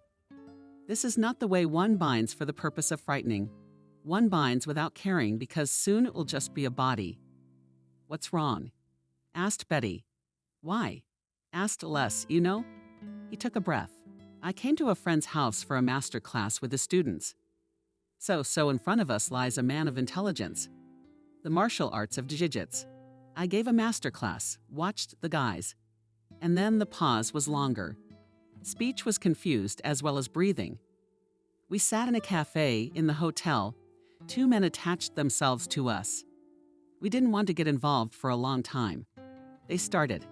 Then we put them down. I don't know who. Maybe you're tough guys. I don't remember the night in the room. Woke up in the car with my hands tied. They brought me back, beat me up, and told me they'd give me 2 hours. Then they'll start the hunt. They said no one would find it here. Everything that could have followed was in Betty's mind in 1 minute. Of course, he couldn't get far in his condition. Hunting with dogs for poison. Witnesses are impossible here. People are inventoried here every 3 years. Her tent is next door. And of course, she won't be left alive. Legs, arms, ribs intact. Quickly asked the girl and burst his arm. "Let's run." All bodily pains were to be put aside for later. We'll sort it out afterwards. If we stay alive. Home, she told the dogs. She dragged him to the tent, and the dogs raced ahead. He followed her hard, but he made it through the bushes. So should we walk after all? No, she'd probably drag him. There was a force in her that wasn't hers. She was being carried. What time was that? 1 hour and 15 minutes. Betty was holding the lantern in the same hand that the clock was nodding off on. We still have 40 minutes. Just go. He tried to almost compel her with every syllable. No, leave me alone. The commissioner won't be here. For what? Both of them campaigning? Cheers. Tent Betty slipped inside, grabbed the nearly empty backpack. What's important now? There'd be time to roll up here, but there isn't. There's only one way through the forest down to the Volga. There's one place to hide. Not much hope, but there's nothing else to do. Will they find the trails right away? No. Only one direction down the mountainside. That old pine needles are like soap. The man may have diverged a little, but now they were running almost side by side. There's a ravine coming up. There's roots from under the ground, grabbed from behind them. Betty recognized the spot where she had climbed this morning. There's the pine tree. Some of the roots sticking out selectively as if from someone's feet. And there's a darkening ravine, 2 meters into it just to jump. The walls are almost responsible, but by catching on the roots you can throw your body over. There was no need for the dogs. They went down and into the forest and were waiting for them already on the other side. It was much brighter on the bank of the Volga, a clear moonlit night, and the surface of the water mirrored not black, but gray sky from the multitude of stars. Into the water. Betty forced herself not to scream. Who knows where they are now? But her whisper sounded like a shout all across the water to the trail of dogs sure to rush after her. When there was something unusual, they always stayed close. And this wasn't just an unusual menace.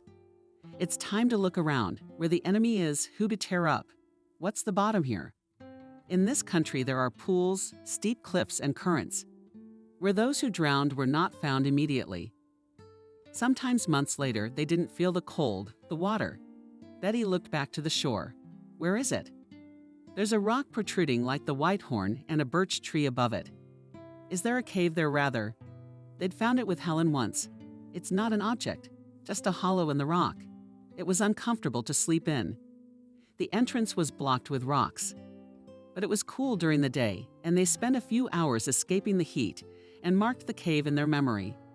Besides, the place was inconspicuous.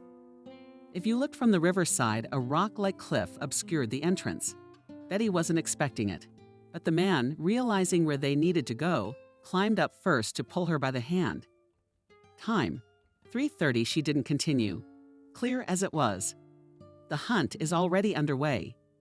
Now it is necessary that not a single sound be made, lest the dogs of the hall discover themselves and at the sight of strangers. Silence, silence. Almost with her lips, Betty repeated. The dogs were still lying quietly at her feet. They would probably only reach the river if they lost the trail. Some more time had passed. Now only the rumor of the glint of an occasional wave, the cry of a bird, and somewhere still very far away voices lived.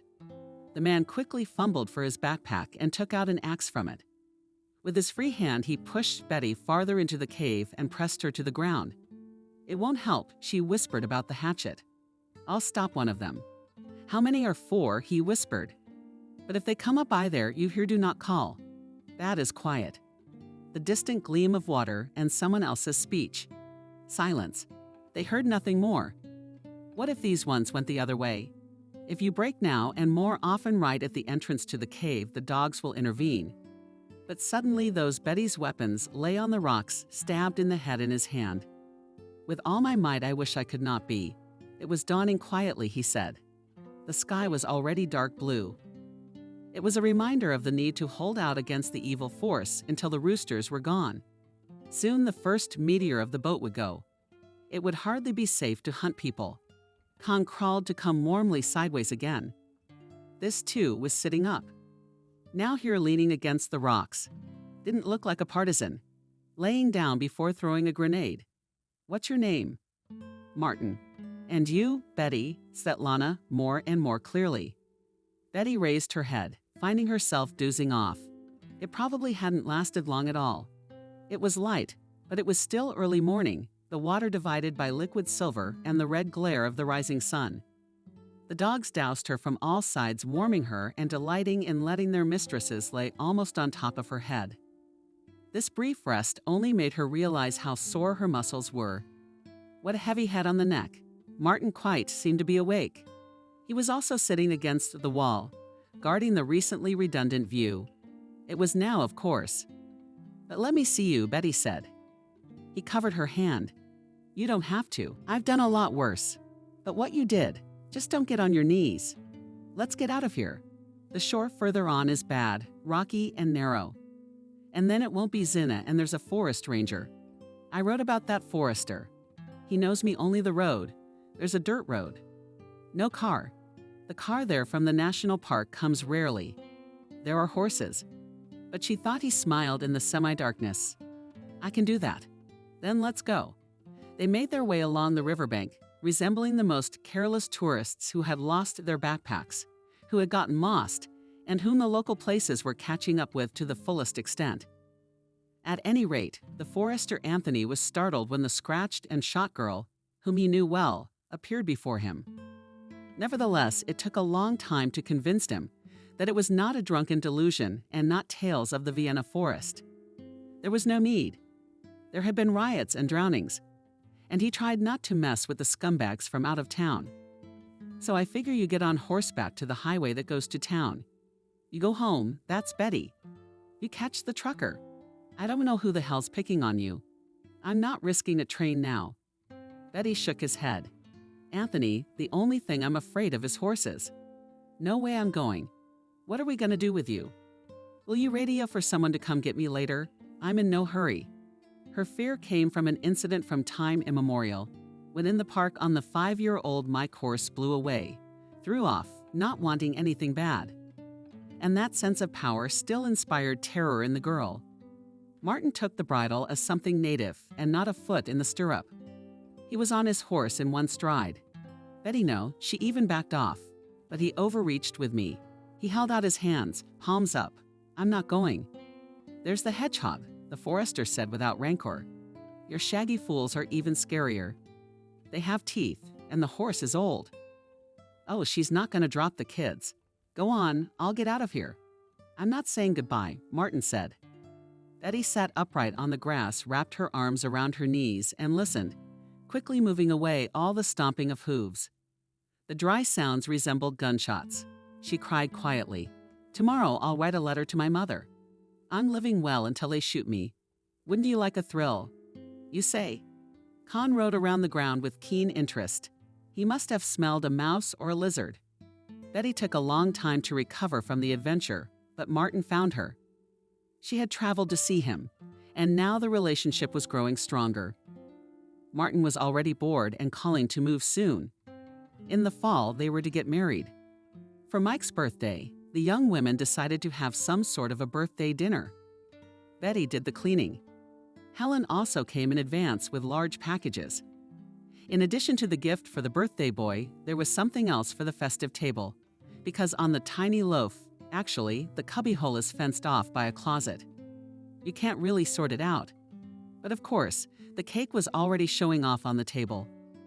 One of Diana's clients was a pastry chef and now surpassed herself. Prepare a work of pastry art. A chocolate bear sat on top in a forest clearing, and a little boy kept his admiring eyes on it. He knew it was forbidden to touch the cake, but he couldn't leave the table to contemplate his sweet treasure. Helen was finishing hanging the balloons. Is our mom running late? Yes, Mike, she said, tying the biggest balloon on the string. Mommy's working, said the boy. It's a good thing we don't have a hot meal planned. We'd have to heat it up. She promised we'd be at the table at 8:30. But she's got her hair salon open till the last customer. Betty was putting sandwiches on a plate. She said worriedly, I'm afraid I should probably cover it with cling film. Some cranky client is making her curls redone 20 times, Helen suggested, or tells the story of her family to the 7th knee. Betty chimed in, but David knows how to put them gently in their place. Maybe she stopped by the store. Want to get something else for Mike? Yeah, probably the last thing I'd think a girl would be late for a date. She told me she'd had enough of so-called love and family life, that she'd never do it again. Everyone has their own happiness. Helen jumped off the couch, adjusted the bedspread. You and I have found good men. Does she have a job? Does Mom work? Mike, notwithstanding, slightly touched the Kremlin and roses with his finger, and immediately put his finger in his mouth. Be patient, sunshine. Now we'll sit down at the table. Betty looked into the boy's eyes. Are you hungry? Shall I feed you? Come on, where's Diana?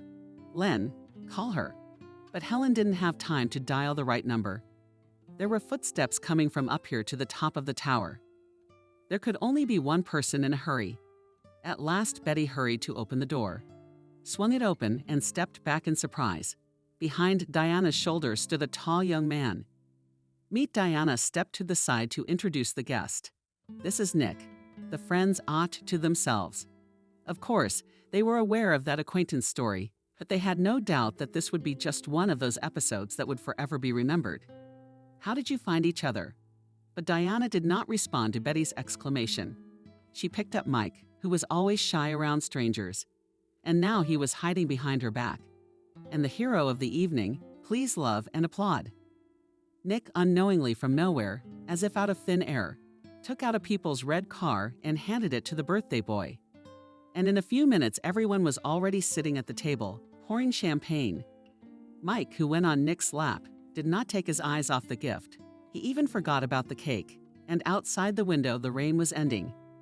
And it looked like a rainbow was about to burst in the sky and start shimmering with different colors.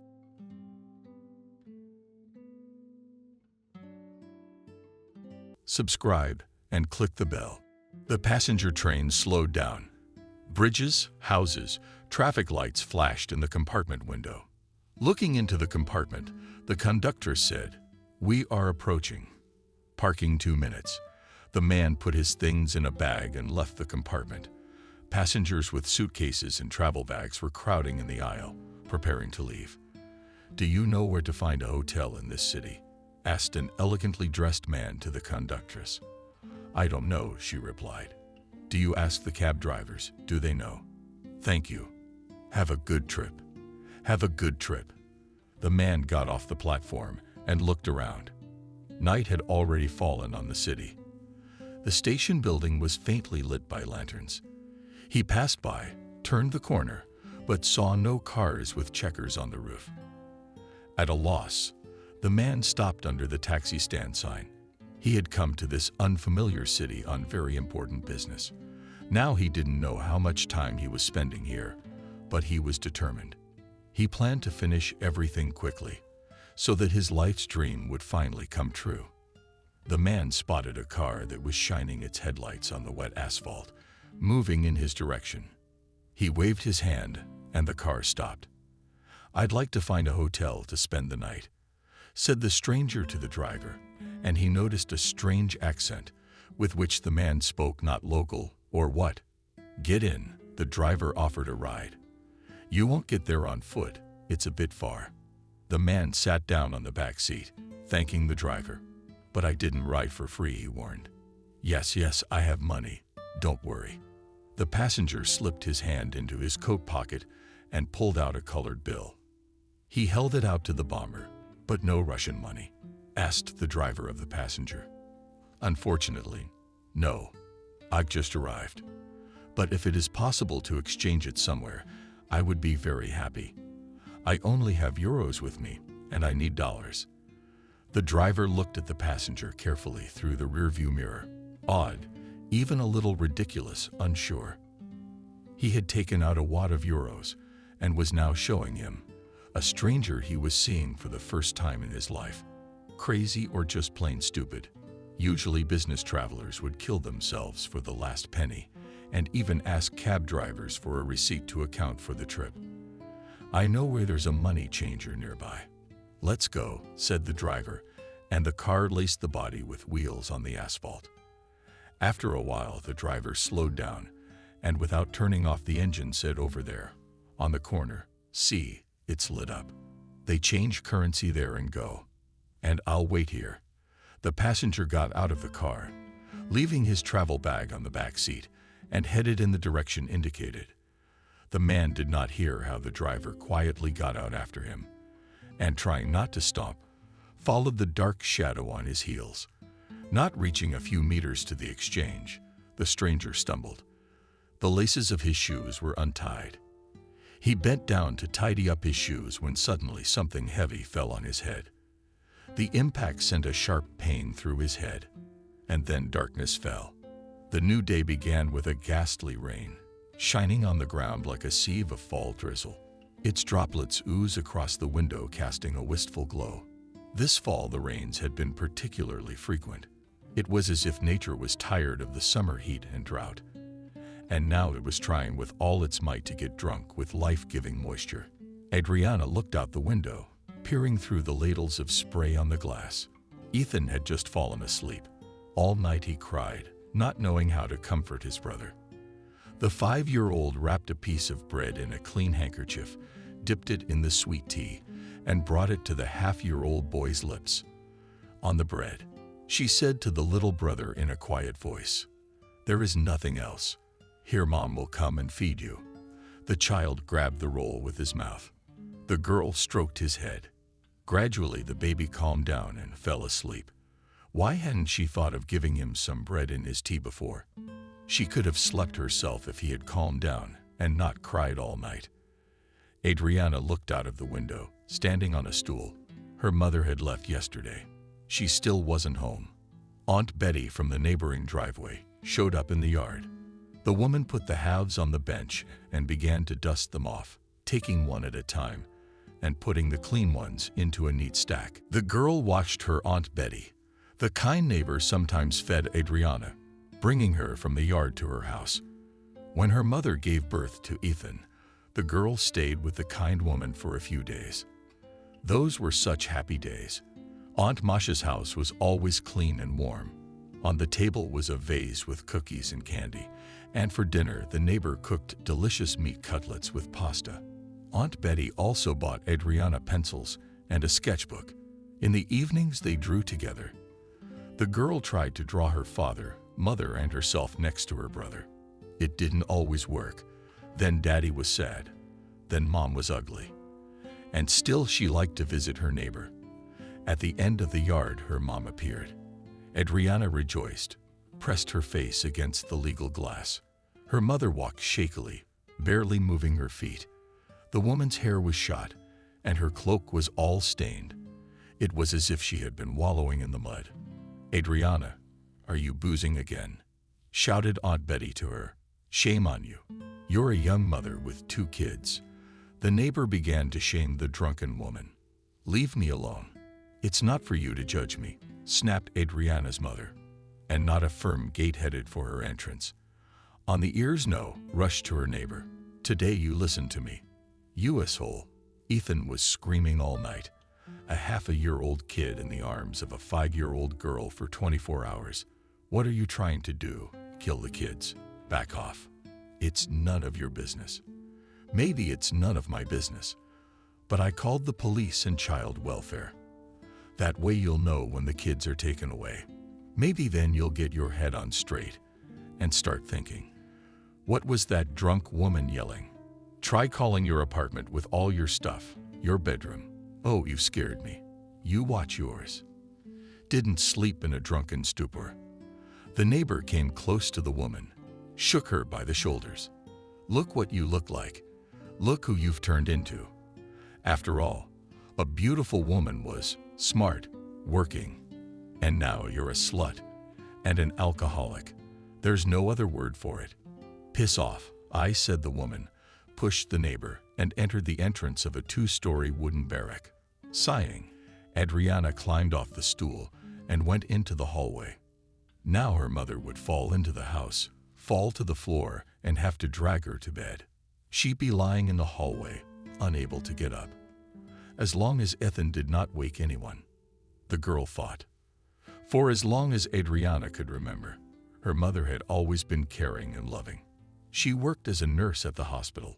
From work, she would run to the daycare center to pick up her daughter. And then they'd rush home together. Mom would cook dinner and Adriana would spin around her in the kitchen with her dolls. When Dad came home from work, Mom would set dinner on the table. Dad always joked around a lot. He was a very kind man and loved Mommy and Adriana. Most of all, the girl loved it when he rode her on his shoulders. They would also go to the yard together, and Daddy would swing her on the swings. One day, Adriana heard a noise in the big room and came running to see what was going on. Her father was twirling her around the room in his arms and kissing her, kissing her, kissing her. "Leave it. I'm getting dizzy," she asked, laughing. Dad put Mom on the couch, and he squatted down and stroked her stomach. "Adriana, soon you will have a brother," the man said, seeing that the daughter was looking at her and her mother with surprise. The girl sat down next to her. "Is he in your belly?" she asked her mother, and she did not answer, only smiled. "And in my belly, my good girl," Daddy said. "Soon he will appear, and you will play with him, ride him in a stroller in the yard, feed him from a spoon." Adriana pouted his lips. "I like to draw." "Well, can he?" "Not when he's little, he can't." "Then you'll teach him," Dad said.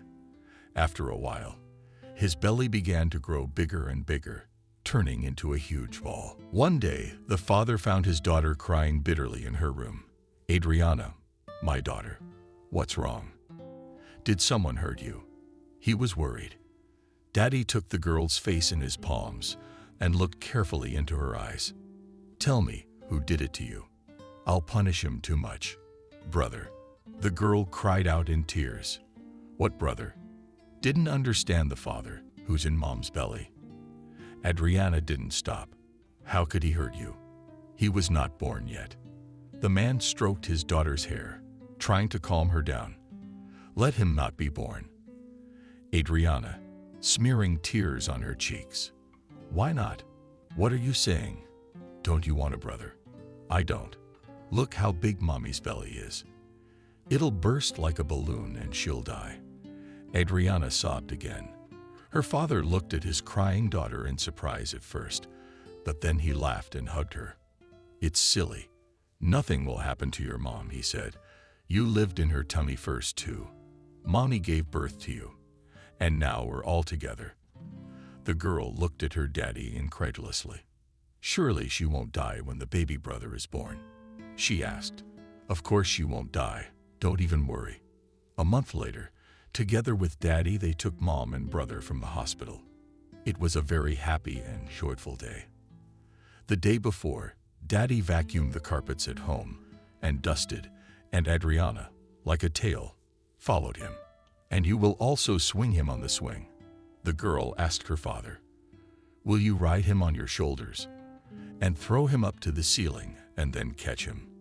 Adriana, he is still very small, and at first he will always sleep and drink milk and play. I didn't understand Adriana.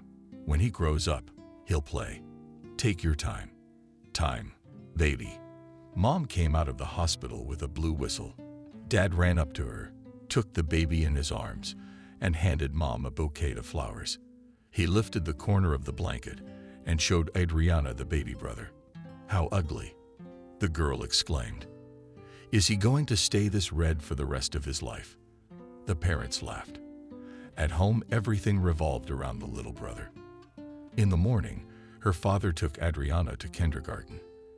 And in the evening, when he brought her home, the first thing she did was to run to the crib where Ethan was sleeping. She would take his hand, run her little fingers over it, stroke his tummy. Her mother did not allow her to hold her brother in her arms, but she gave Adriana a bottle of formula. And the girl fed the baby, saying, "Eat every last drop. Then you will grow big and strong." One day, the father did not come to pick up Adriana at the kindergarten.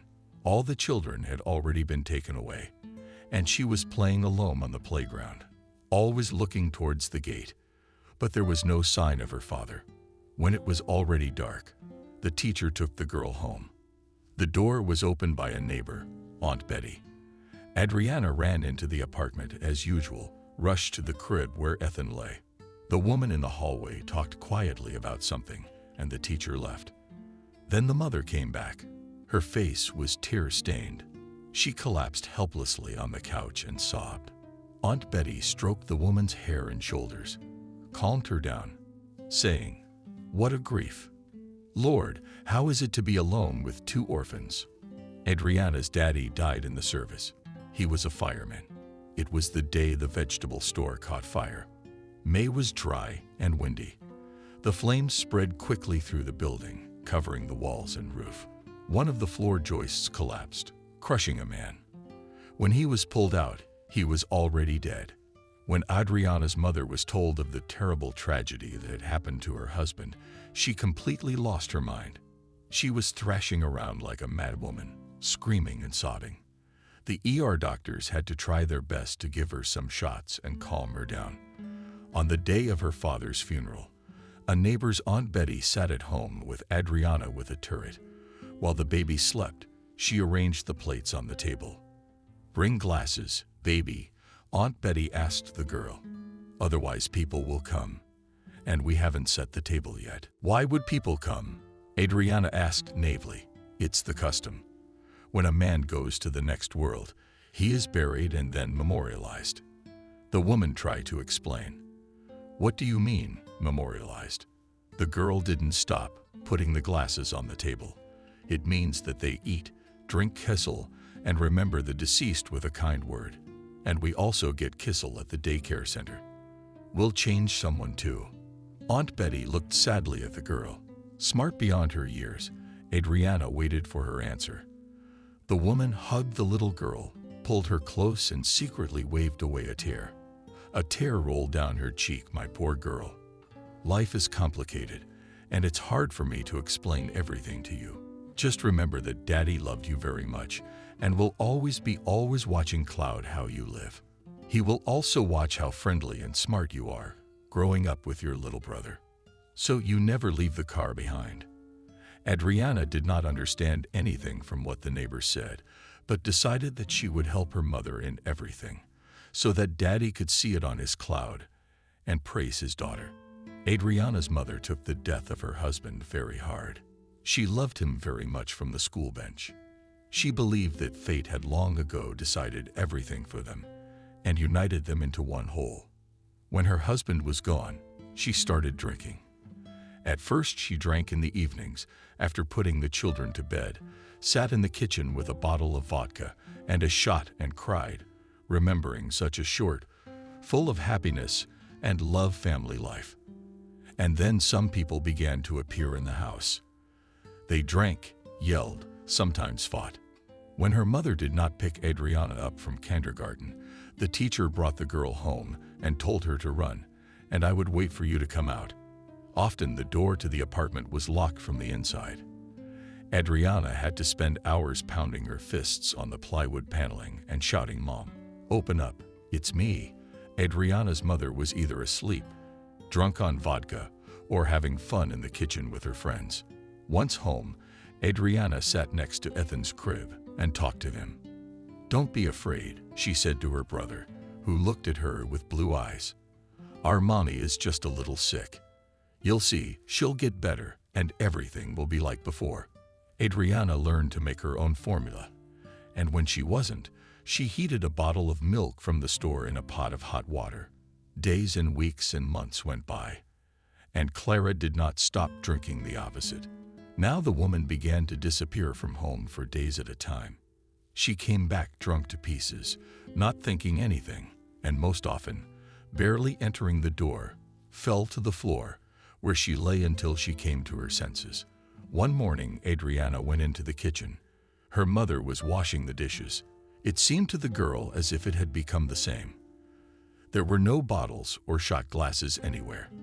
The kitchen table was clean, and even the gingerbread was in a plate. "Mommy, we need to feed Ethan," said the girl. "Now my good one will heat up the milk. You'll give it to your brother." The mother poured milk from the bag into a clean bottle and put it to heat it on the water bath. "Do you want some tea?" "Daughter, pour, please." The girl sat down on a stool by the table and took a gingerbread. She thought only about one thing: if only no one had come to visit her mother and brought vodka. Finally, everyone was fed. Clara started to get dressed. "Are you leaving, Mommy?" Adriana asked fearfully. She knew that Mommy would leave and then come back with a bottle, and she would be drunk again. "No, sweetie, we'll all go for a walk to the park together," the woman replied. We got dressed and let a blanket in the stroller. Overjoyed, Adriana started pulling clothes out of the closet, got dressed, and then popped the stroller in the middle of the room to prepare a spot for her baby brother. She didn't notice her mother lurking in the kitchen, pouring alcohol into a glass and knocking it over. A little wrinkled his nose. The woman looked out the window for a few minutes and then repeatedly splashed more vodka into the glass. Clara went back into the room to the children. Adriana was already dressed, and Ethan was lying in the crib. His mother had moved him to the couch and put him in a beautiful knitted suit with a bunny on the chest. Then the woman walked over to the surgeon and pulled something out of Beggar's crystal vase of candy. "Here," she held it out to her daughter. "Put it on and never take it off." In Adriana's hands was a braided cord on which hung a small wooden horseshoe. She obediently put the thing around her neck, but still she asked, "What is it, Mom?" In her mother's hands, she saw exactly the same pendant of a man on a braided cord. She was running her finger along the wooden horseshoe, whispering something quietly, as if she were talking to someone. The girl tugged at her skirt. "Mommy, what is this? Why do I have to wear this shoelace?" The woman squatted down in front of her daughter, looked her in the eyes with her alcohol-fogged gaze, and said, "These two identical pendants your father made long ago. When he and I started dating, he had one and I had the other. And now I want you to have them, Ethan. And I get it." Adriana nodded, though she didn't understand anything. "But since Mama said so, let that horseshoe lanyard hang around her neck. especially since Daddy made it. Clara put the second pendant around her son's neck and hid it under the knitted bone. It was warm and dry outside. Slaga wanted the stroller in front of her, and Adriana walked beside her. Sometimes she scooted forward, bouncing, spinning. The girl could no longer remember when she and her mother had walked together. "Wait here," her mother said, and put the stroller next to the entrance to the store. "I'll be right back." When the mother came out, and in her hands she had a bag with a bottle and ice cream plumber, which the woman held out to her daughter. They took another walk in the park. Clara bought a ticket for the carousel. Adriana waved cheerfully to her mother, sitting on the horse, and the latter strolled beside her. Katia had the stroller with Ethan sleeping in front of her. And then the mother put Adriana on the bench, put the stroller next to her, and gave the girl a handful of candy. "Sit here and don't go anywhere," the mother told her daughter if she woke up. In the pocket of the stroller, a bottle of milk. "Roger me." Adriana nodded. She watched her mother walk away from the park for a while. And then she was distracted by the children playing ball in the playground. She wanted to run with them, too, but Adriana couldn't move away from the stroller where her brother slept. Time passed, and Mom was still gone. Passers-by sometimes came up to the 5-year-old girl and wondered why she was alone with a baby. "Where are your parents?" Strange uncles and aunts asked. "My mom will come soon. She went away for a minute," answered the girl. But Clara was still not there. There were fewer and fewer people in the park. Ethan woke up and cried. Adriana rolled the stroller back and forth next to the bench to calm her brother. She was looking toward the end of the alley. When would her mother's figure appear there? The girl gave Ethan milk from a bottle. Having eaten, he poured the edge of the diaper in his hands and looked at his sister, who was already ready. He burst into tears. Finally, she got up resolutely and wanted to leave the park. Should she go home? Mom is probably there, she thought. But at the same moment, she sat down on the bench again. The girl was used to obeying, so she decided since her mom said to wait here, then she should wait. She took out a candy from her pocket, as suddenly she heard a voice. "Whose girl is this?" Next to the stroller stood an elderly man with a broom in his hand. "Mommy's," Adriana answered timidly. She was tired, very hungry and very upset by her mother's long absence. "Why are you sitting here alone all day, Betty?" asked the park worker. Apparently it was a watchman or a janitor. "My mom and my brother and I came for a walk, and then she left and said she'd be back soon. I wait and wait and wait, and she's still gone." And then all the tension, worry and fear came out in a flood of tears. Adriana cried, and Ethan cried after her. "What's wrong?" The older man sat down beside her on the bench and stroked her hair. "Come on, don't get wet. Will your mom be found? How long has she been gone?" "I don't know," the girl went on, the man sobbing. Looking at her, hesitating, he scratched the back of her head with his hand, then said, "Come on, let's go. I know where we can get help finding your missing mother," he added. "Come on, don't be afraid." With one hand, he rolled the stroller down the alley, and with the other, he held Adriana's hand. They came to a small wooden building at the back of the park. The man put a broom at the entrance and led the girl inside. He rolled the stroller with the child and called out softly, "Ward, come here." A woman in her 50s came out at the man's call. She was dressed plainly with her hair in a bun at the back of her head and thick lens glasses on her nose. "What do you want?" "Look, I was walking down the alley to close the gate to the park, and she was sitting on a bench with a stroller, rocking her baby, saying she was waiting for her mother. But I've been watching them for a long time. They came to the park at lunchtime and have been sitting there all day." The woman scrutinized Adriana, then shifted her gaze to the sparrows and the boy screaming in the stroller. "Are they lost?" she asked. "No, we were waiting for Mommy," Adriana replied. After calming down a bit, she said she would be back soon, but she didn't come. The woman bent over the stroller and pulled out the baby. "Jesus, he's all wet on this how." she exclaimed, feeling that the boy's onesie and blouse were wet and dirty, something to change into. Adriana bent under the stroller. On the open partition was a tropical bag containing a diaper change and a pair of pants. She handed it to the woman called the authorities, Walter. They undressed the baby right on the table, where there were mugs and papers, she said. What's there to say? Walter didn't understand. Just say that you found the kids in the park. What else is there to say? Shit. The man thought I'd take it easy on my shift or watch TV. He took a pen. My old lady doesn't let me have a drink at home. And that Yushkin. That's how it turns out. Now we'll have all night to testify.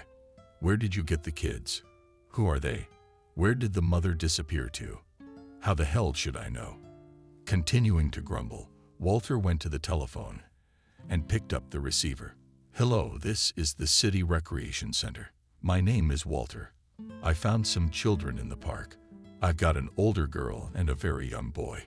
Of course, we'll be waiting for you. The man hung up. They said to wait, he said. Ward. Some of the men looked at him questioningly.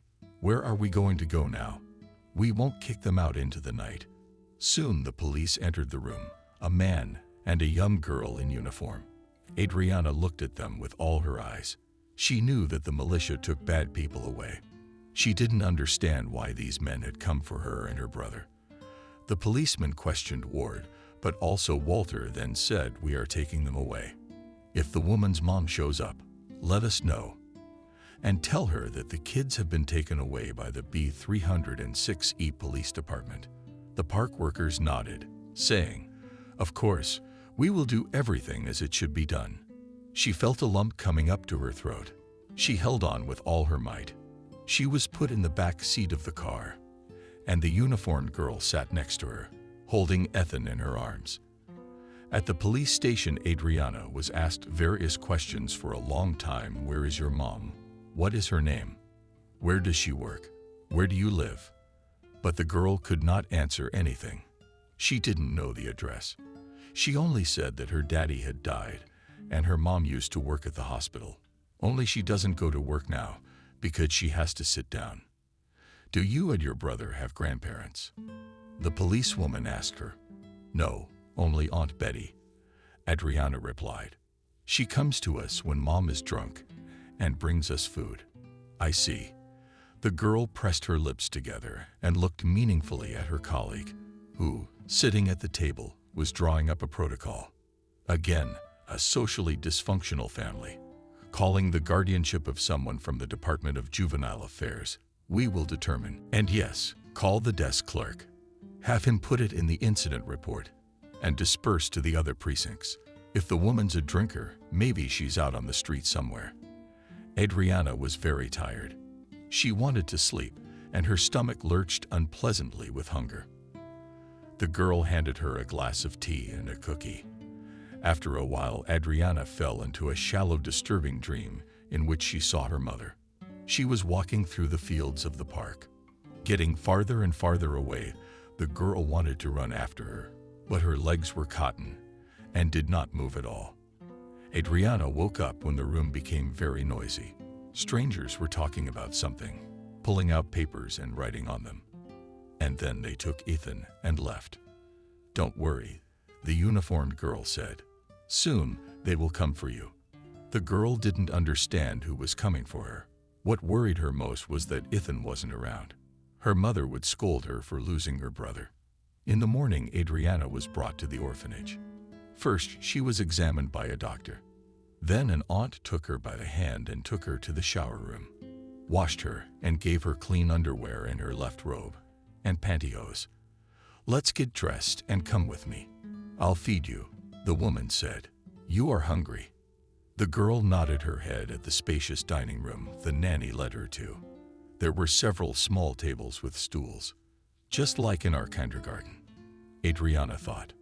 She sat down at the table, on which the nanny put a glass of cocoa. Eat your porridge and bun. Soon all the boys will wake up and come to breakfast. Then we'll get acquainted. The nanny stroked the girl's head and sighed. Another orphan. What kind of mothers are these who don't want their own children?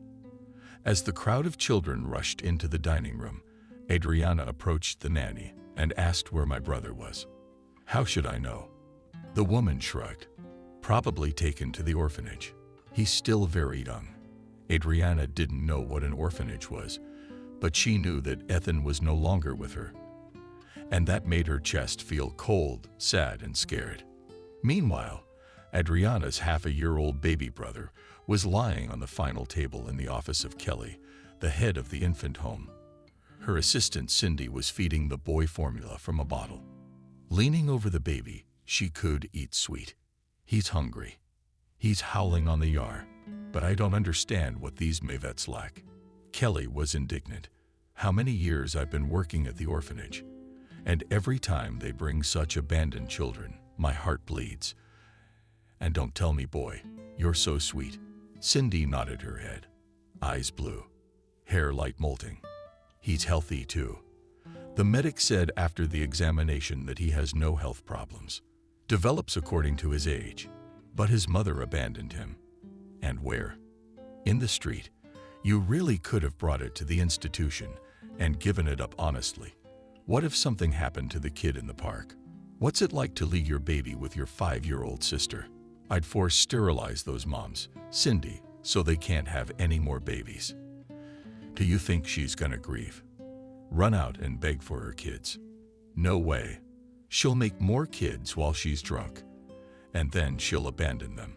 It's a terrible thing to say in the heat of the moment. Kelly turned away to the window, was silent for a moment, and then said, "Maybe it's for the best, though." Cindy looked at the superintendent in surprise. What good now to the orphanage, then to the boarding school? And then alone in the whole world will be. No relatives, no loved ones. And you and me for what? Asked Kelly, approaching Cindy, who had already finished feeding Ethan and was changing him into a clean onesie.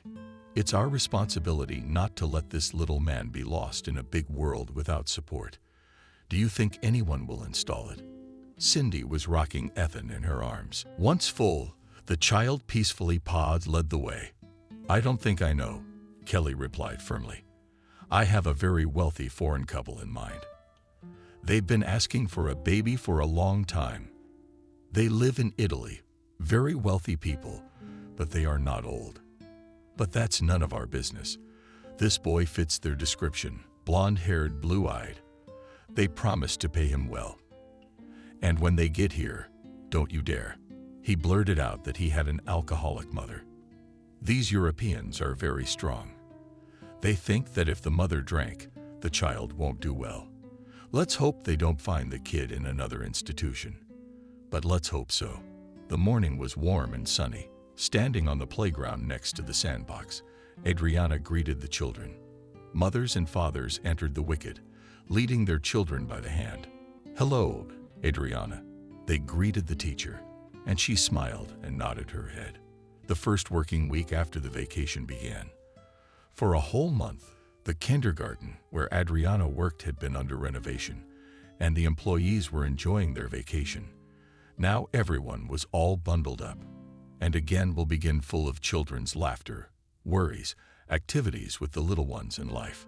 The children also missed their teacher and happily showed the toys they had brought with them, although Adriana did not approve of it. She thought that there were enough dolls, cars, cubes, and constructors in the group. Besides, there were often conflicts between children because of personal toys. My daddy bought me a new doll, Lisa said, showing the teacher a new toy. Adriana remembered what had happened to the old doll that Lisa had brought to the kindergarten before her vacation. The girls had torn her head off. Oh, how hard it had been for the teacher because of that doll. The girls had fought in the locker room. Lisa even rushed her cheek, and a drop of blood appeared on the girl's skin. The headmistress then reported the girl as a delinquent. Do you know who her father is? One word from him is enough to get us all out of here and never be able to find work again, reprimanded the superintendent Adriana. Suit yourself. Now she's telling him not to complain. But these are children. Different things happen to them. Tried to justify the teacher. Different things. But I don't even want to hear what Lisa's dad will say when you tell him that. Increasingly raising her tone, said the headmistress. I already called him. Soon he will arrive in his foreign car, accompanied by security guards, and we will not show a little. While waiting for the girl's parent, Adriana was worried, but when he entered the group, tried not to show any sign. Dad rushed to her father, Lisa. Look what they did to my doll. The man hugged his daughter, looked at her cheek. The scratch had been treated and a band-aid was covering the girl's cheek. I will take my daughter home, the man said. She'll be with the nanny for a few days. Yes, of course, Adriana nodded her head. She was ready to explain what had happened between the children, but the man gestured her to stop and added, Don't say anything. Just imagine if it was not a simple scratch, but a more serious injury. Where would you as a caregiver go right now? Michael, I always say don't bring toys from home. The kids have conflicts over them all the time. Shut up, a man yelled at her. It's your job to make sure these conflicts don't arise. Leaving the locker room with his daughter, he turned around and looked carefully at the teacher. Today I only warned you. Please think carefully about what I said. Adriana sighed and looked at the father and daughter. She was not afraid of this powerful and strong man. She just put herself in his shoes and thought, how would she act if something like this happened to her child? She'd probably be nervous too, maybe even swear and yell at the negligent educator. But Adriana had no children of her own. After leaving the orphanage, the girl entered a teacher training college to become a kindergarten teacher. Adriana always loved children. She constantly fiddled with the younger ones, taught them to draw, mold from plasticine, forbade pigtails to the girls in the boarding school, and the little ones reached out to her. All day long she played with younger children, which caused ridicule from her peers. Look, our Adriana is playing mother's daughter again. They laughed. Adriana, so you all their sons at once. The older kids jeered, but she didn't take offense. She read books to the children, carefully opened at night if someone's blanket slipped, and in the morning she made sure everyone brushed their teeth and bathed. Sometimes she wondered if anyone cared for her little brother as well. Adriana never forgot Ethan. She was only 5 years old when they were separated, but she remembered her mother, their apartment, her drunken friends, and even her neighbor, Aunt Betty. Adriana also remembered that day in the park when she sat next to the stroller for a long time waiting for her mother. Growing up, she wondered more and more often why her mother hadn't come back then. Maybe something had happened to her. What if she was hit by a car and taken to the hospital? What if she'd been attacked by bandits? There must be some reason why Mom didn't go back to the park to pick them up. But with each passing year, Adriana realized more and more clearly that her mother had simply abandoned them. A year before graduation from the orphanage, when the girl was 15 years old, the head of the orphanage showed her documents, which contained scant information about the girl's mother, as well as the address where Adriana and her brother used to live. It turned out that the police managed to track down Clara, but immediately after that she was deprived of parental rights to both children. The woman was found drunk out of her mind on the street. She was lying outside a wine and vodka store, holding an honorary bottle of vodka. Passers-by were indignant. Where has this been seen? In the middle of the day on a busy street, a drunken woman sleeps. Someone called the police, and they took her to the police station. After hearing about it, Adriana decided to find her mother. The girl wanted to know where her brother was. She found the address of the barracks, which she vaguely remembered from her childhood memories. She went up to the second floor and knocked on the door. No one opened it. Adriana knocked a few more times and then went out into the yard and sat down on a bench. Jesus, Adriana, are you there? She heard a cheerful response. An old woman ran up to the girl. Adriana recognized her as her neighbor, who often took her to her house as a child and treated her with delicious gingerbread. She remembered how Aunt Betty had scolded her mother for drinking and going out, leaving the children alone at home hungry and unsupervised. I'm Aunt Betty, don't you remember me? Asked the woman, looking into the girl's face. I remember. Adriana smiled. Oh, why are you sitting here? Come to my place. Let's drink tea and talk. Aunt Betty took Adriana's hand. Where is Mom? Asked the girl, and felt how strange the word Mom sounded. It was as if she was asking not about a relative, but about a complete stranger. Come, I'll tell you everything. Aunt Betty pulled her by the hand in the direction of the neighboring entrance. She put her arm around her shoulders and led her into her apartment. Nothing had changed in Aunt Betty's house. Even the furniture was in the same place and smelled the same as when she was a child. Adriana hesitantly walked into the room and sat down on the couch. Her neighbor fussed. She wanted to give Adriana something delicious. I'll put the kettle on now, she said. In a moment, the table was filled with sweets, cookies, gingerbread, simple sweets that Aunt Betty kept in case she had guests. Over tea, she began to ask the girl, how are you getting on, Adriana? No hard feelings. I'm fine, Aunt Betty. I'm fine. Soon I'll be out of the orphanage. I'll go to teacher training school to be a childminder. You love it then. No wonder Ethan was in your arms all the time, even though you were just a baby yourself. Do you know where my brother is? Adriana asked with concern in her eyes. The neighbor sighed, then chopped a corner of the tablecloth. I came to see you, Adriana, at the orphanage a long time ago. In a couple weeks, though. How did they take you, Ethan? They wouldn't let me in, said I wasn't related. Thank you for your concern. Adriana was anxious to hear what Aunt Betty had to say about her brother, and Ethan was trying to find one. After a short pause, the woman continued to speak. He was just a baby, so they put him in an orphanage. I went there, and I went to the head of the home, and she told me that Ethan had been adopted. How can I find him? Adriana was worried. There must be some thread to hold on to. There was no way. Aunt Betty cut off her faint hope. If a child is adopted, all information about his new parents and where he lives is classified. Just like that, you know. I wish I could find him. He doesn't remember me at all, does he? The girl asked.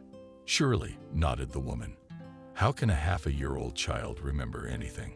And his parents hardly know that his adopted son has a sister. And if they do, they won't tell. Why would they? So I'll never see Ethan again. Adriana was upset. Life is long and unpredictable, the neighbor said thoughtfully. No one can know how it will turn out and what surprises it will bring. They were silent, drinking tea and thinking about the complexity of human destinies. At last, Aunt Betty broke the silence. Your mom is dead, Adriana, she said sadly. It's been a week since she was buried. The girl looked up at her neighbor. She didn't remember her mother well, but she still had a pang in her heart. It snapped, crushed her so that it was hard to breathe. She drank very heavily. Aunt Betty continued to tell her story, trying to choose her words so as not to hurt Adriana's soul. Drunken friends had started fires in their apartment a few times. The whole house was in an uproar. They went to the municipality, demanded to evict Slava from the house. But no way. Adriana listened to her, looking thoughtfully out of the window. Maybe it was for the best that their mother had left them in the park. Adriana herself is well fed and clothed, doing well in school. And Ethan has parents now. I wonder if they take good care of him. Do they love him like family, she thought. Oh yes. Suddenly, the neighbor got excited. When we moved into your apartment after your mother's death, I found the photo cards, didn't I? I'll get them. I kept them. I thought I'd give them to you or Ethan someday. Aunt Betty left the kitchen and returned a minute later, holding the black and white pictures. She placed them on the table in front of the girl and sat down again. Adriana gently, carefully, as if she had something very valuable and precious in front of her. She took the pictures in her hands. There they were, Dad, Mom, and her. And on the other photo, father and mother together, mother in a wedding dress and focha, and father in a suit and tie. Young and very beautiful parents were smiling, looking very happy. And in this picture, Adriana and Daddy are next to the stroller Ethan was sleeping in. Do you know that Arisha suddenly said in a serious, firm voice, Aunt Betty, go to the council, Claim that you are the daughter of the deceased Clara, so that the apartment will stay with you. If you get out of the orphanage, where will you live? I kept all my documents. I have them here. I think our barracks is going to be demolished. Maybe you'll get a comfortable apartment. Thank you, Aunt Betty. Adriana thanked her neighbor. I'll be sure to go. The woman went into the room and brought a cardboard folder. She handed it to the girl. Here is everything, documents and everything, that I thought you might remember. I don't know why I put a fireman's badge there, which was left by your father, and his certificates for excellent service. Can I have more pictures?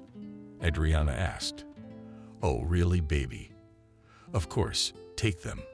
I was saving them for you. The neighbor reached for a nail on the wall. But the keys to your apartment are the spare ones. I've always kept them with me. Thank you. Adriana thanked the woman once again. They hugged each other tightly, and the girl left the apartment. Looking out the window as she walked slowly across the courtyard, Aunt Betty crossed herself. Her figure, God take care of you. Girl, the first day of work after vacation went well. Apparently, they missed each other. The kids had fun playing. They didn't even fight. Adriana also had time to have a good rest and started her duties with enthusiasm. She had a preparatory group, and she needed to study more to prepare the children for school. After breakfast, she repeated with the children the alphabet and numbers up to 10. And then she took the children for a walk outside. While the children played, Adriana and 2 other teachers from other groups were talking on the sidelines. Throw a stone. Adriana's colleague Kathy immediately shouted when she saw that their boy had picked up a beach from the ground and wanted to throw it at one of the children. I'll put you next to me now, and you'll stand the whole walk. Punished. The boy put the stone on the ground and ran away. I'll sit with them. They're not kids, they're just punishment. Theatrically raising her hands to the sky, said Kathy. But why the vacation ends so quickly? And do not say, supported her Christina. My friend and I went to the South for 2 weeks. Girls, I tell you, there is no better place to have a great romance. No, men at the resorts around us like bees were born. I don't get it. Christina, how do we manage to roll around in resorts on a kindergarten teacher's salary? Kathy asked. If it weren't for my husband, I would have starved to death on those pennies alone. Yes, you just do not understand anything. Moore's teacher raised a finger up Christina. At the resort is not money is the most important thing. Yes, I wonder what is. No, well, of course, you have to buy a plane ticket, book accommodation. But all this can be done in advance, so as not to spend vacation money later. Christina sighed and folded her arms across her chest. At the resort, the girls are the onions. What Kathy didn't understand, dragging her eyes to her mate and coworker. What onions are onions? Oh, you're a dark one, Kathy. Sitting with your husband in a paneled 2-bedroom, you don't go anywhere. Work, home, home, work. And people have long since learned to live in a new way. What's onions got to do with it? The teacher wouldn't stop. Onions mean image. What image will you create for yourself? That's how you'll spend your vacation at the sea. That's what you should spend your money on. Nice clothes, makeup, manicures, and rejuvenation treatments. You two should see a beautician, by the way. Before Christina could finish, Adriana and Kathy laughed. Christina looked so smart when she was giving advice. She was still single in her 40s. And she, not at all embarrassed, continued to share with her friends the secrets of winning suitors. I'm here before going to the resort. Went to a familiar beautician, said Christina, as if by accident showing the new fashionable manicure. So, she recommended me a beauty injection. It's like magic. It instantly smooths out wrinkles like they never existed. So where did your beautician inject you? Kathy asked with a laugh. Here, Christina pointed at the manicure with her finger on the forehead, between the eyebrows. A friend of mine has noticed that wrinkles are appearing on her forehead. They really ruin the look of her face. Not to mention they give away your age. Now you've got a forehead, eyes, money like a young girl. You should get that treatment too. Kathy took a small mirror out of her pocket and looked into it. There was indeed a small crease on her forehead. The woman wrinkled her nose, then ran her hand over the wrinkle. What did I tell you? With a triumphant look, Christina triumphed. Soon your man will tell you that you have aged and look like Baba Yaga. Oh, come on, waved Kathy. But she stopped laughing and thought about it. And you, Adriana, you should get your barrel pierced, too. You always look glum and disgruntled. Oh, thank you, Christina. I'd better abstain so as not to walk around with facial nerve paralysis. Adriana politely but knowingly declined. You shouldn't. Oh, in vain, girls, you do not watch your appearance.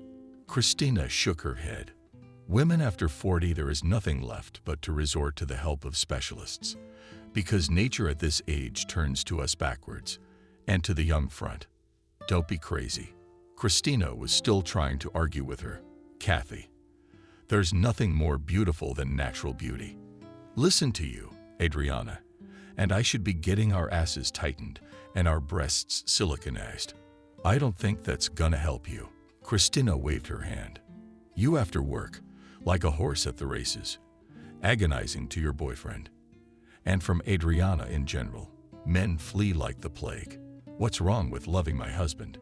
Kathy argued, but Adriana stopped the argument with a glance at her watch. She said it was time to go to the group. It was approaching lunchtime.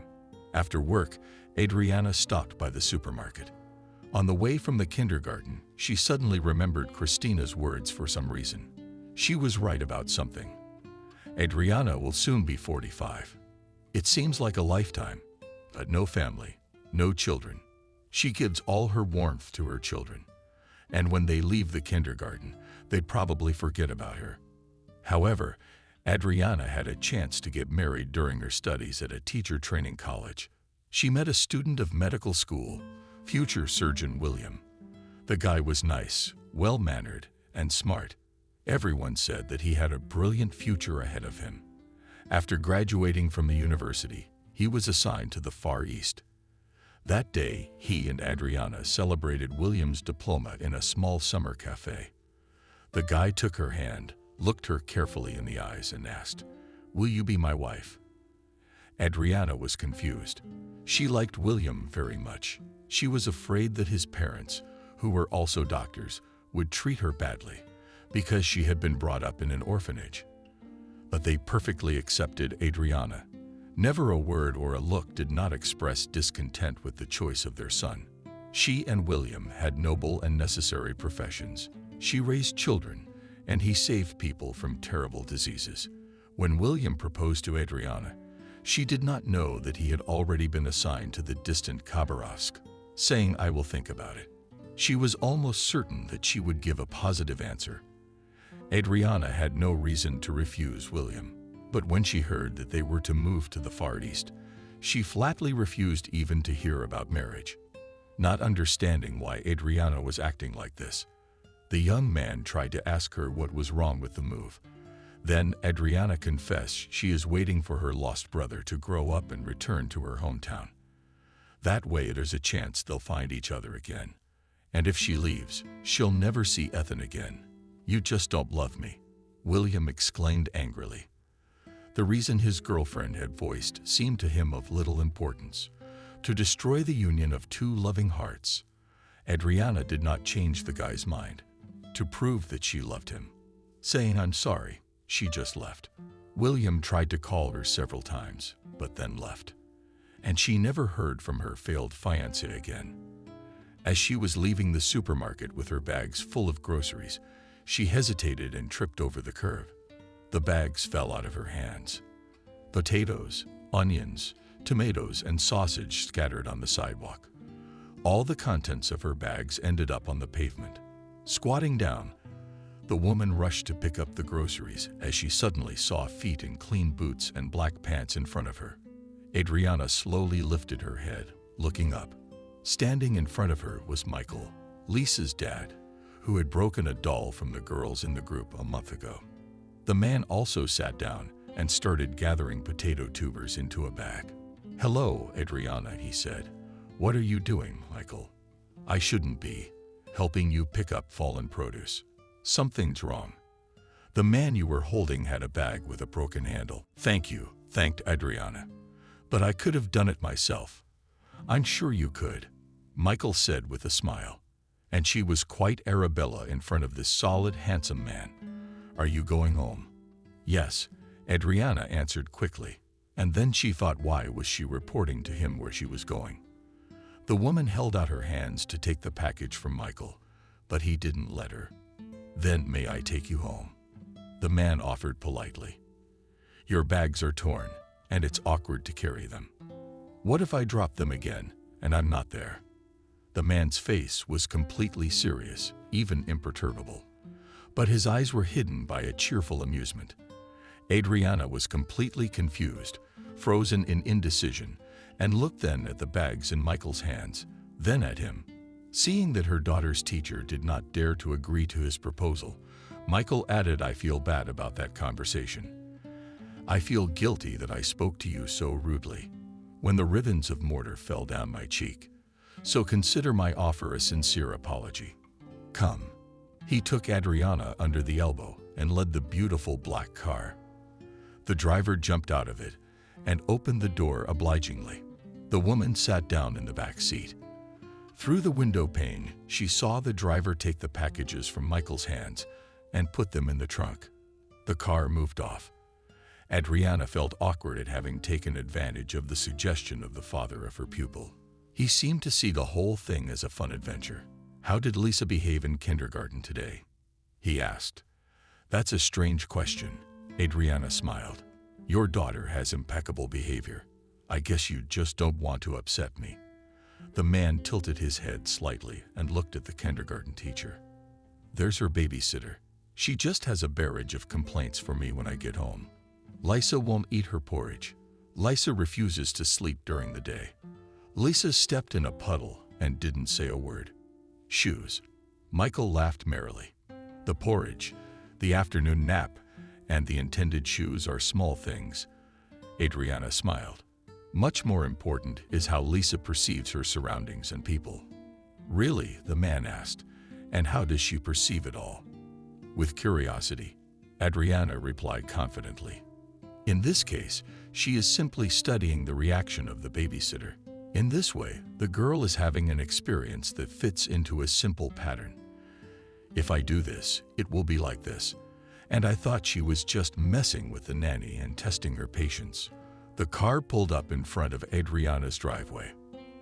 The driver obligingly opened the doors and gave her a handshake, then took bags out of the trunk of the car. "It was a pleasure to give you a ride," Michael said, and shook Adriana's hand. "Sam will help you carry the groceries to the apartment." Realizing that it was useless to refuse help, the woman did not resist.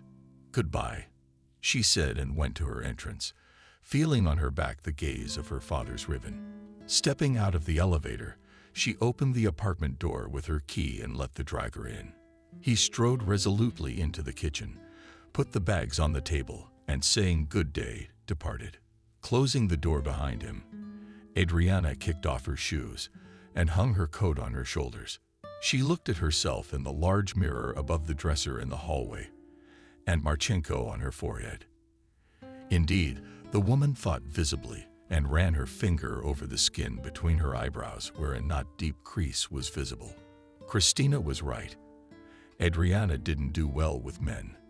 Everything in her life seemed fine.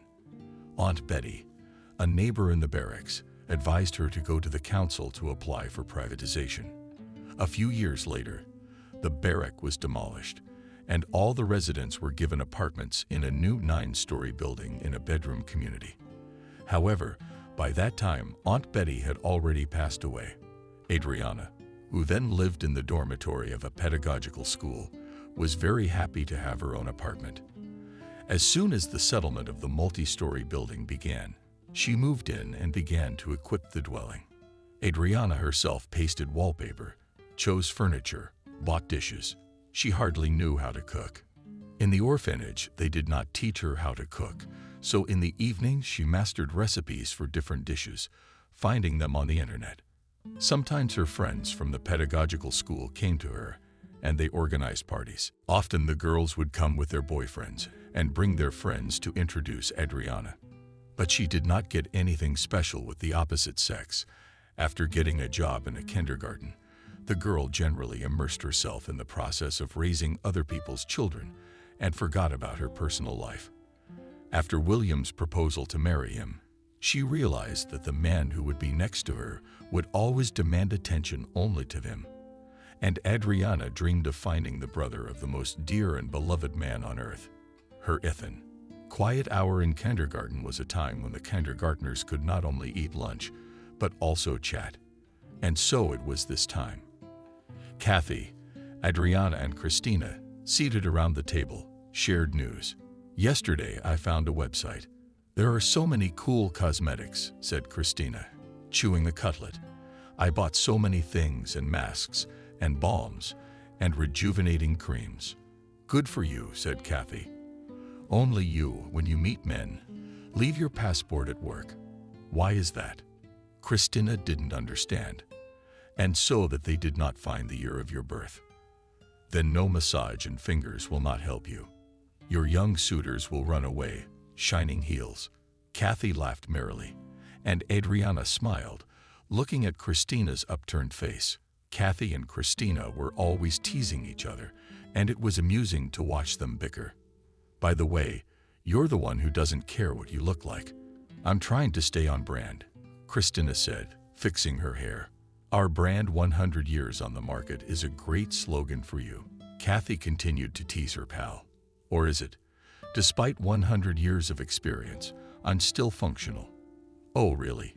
Waved her hand at Christina's spirit. The woman wanted to change the subject. So she turned to Adriana. It's your birthday soon, isn't it? You're not wrong, Majeka. Without letting Adriana answer, Kathy said, it's not just a birthday. It's an anniversary. 45 Baba Berry again. How are we celebrating, Adriana? I wasn't planning on it. Adriana tried to shrug off her friends. Yeah, so we let you. Don't get your ears dirty. No, we'll celebrate properly, wagged his finger at Adriana. Christina. Why don't we go to a restaurant? It's been so long since my husband and I have been out. Did you forget to add that? Nowhere but the couch. Kathy. Christina interrupted. No, restaurants are no longer relevant. And anyway, it's boring, and there are no decent available men. And our Adriana needs to find a date. Adriana laughed. Her friend's plans for her anniversary were too serious. And she hadn't even thought about how she would celebrate the anniversary. Guys, I do not want to cook, fuss, think about how to have fun. I'll buy a cake, a bottle of wine. We'll sit around when the kids are in the group. Nothing like that, Christina willed. You don't want to organize anything. You don't have to. Kathy and I will organize it ourselves. Am I saying that right? Kathy had no plans for the party. She just wanted to go to the restaurant and have a good time. But the look and was so convincing that she had to nod her head. That's right, do what you want. Adriana agreed. She never celebrated her birthday, never invited anyone. Last year, she bought herself a bottle of wine. And from work, she brought a box of chocolates given by her coworkers. She sat down at the table in the kitchen and set the pictures she'd taken from Betty in front of her. She poured wine into a glass, drank it, and sank into the thoughts that were troubling her. For a long time, Adriana had searched for her brother Ethan on social media, but then she realized it was a pointless endeavor. If he was adopted, they could have changed his first and last name, and even his date of birth. Ethan might not have known he had an older sister at all, and she wouldn't even recognize him when she saw him. It had been so long since she had seen her brother. Plus, he was just an infant, and children change with age. Then Adriana decided to apply for a search for her brother to a famous TV program, but there was no news from there for several years. On her birthday, she drank wine alone and thought that maybe Ethan was just around the corner, maybe even in her town or one of the neighboring towns, and there was no way to find him. Adriana was brought out of her brooding state by Christina. She brought her by the shoulder. Hello. Wake up. Charmed. Excuse me, girls. I've been thinking. We're asking you what to get for your anniversary. I suggest beauty products or a certificate to a beautician. Kathy says money. I don't even know. Adriana replied uncertainly. That's what I'm saying. Why do you need money? Where are you going to spend it? Your salary alone is enough. There's always something to spend money on, Kathy decided to argue. Oh, don't be ridiculous. Christina waved her hand at her unapologetically. If you knew where to spend it, you wouldn't be wearing the same boots for the 3rd year.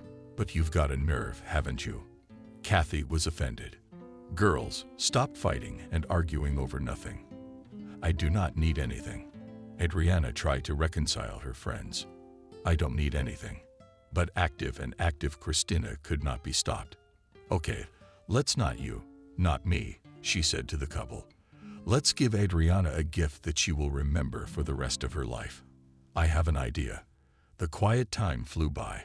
It was time to go get the kids out of bed and serve the afternoon snack. The women went off to their groups. Adriana spent the rest of the day working with the children in the group and then took them outside. It was a nice day. The children scattered around the plot, playing catch-up and ball. Gradually, their parents came to pick them up one by one, taking them home. When all the children were taken away, Adriana was collecting the toys left by the children. Suddenly, she saw Michael's father walking along the path with a ribbon. "Hello, Adriana." The man greeted her. "Good evening, Michael.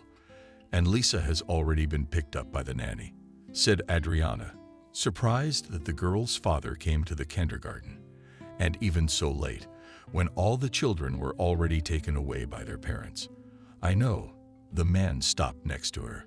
"I just really wanted to walk you home." "It's not necessary, and it's not convenient," Adriana said.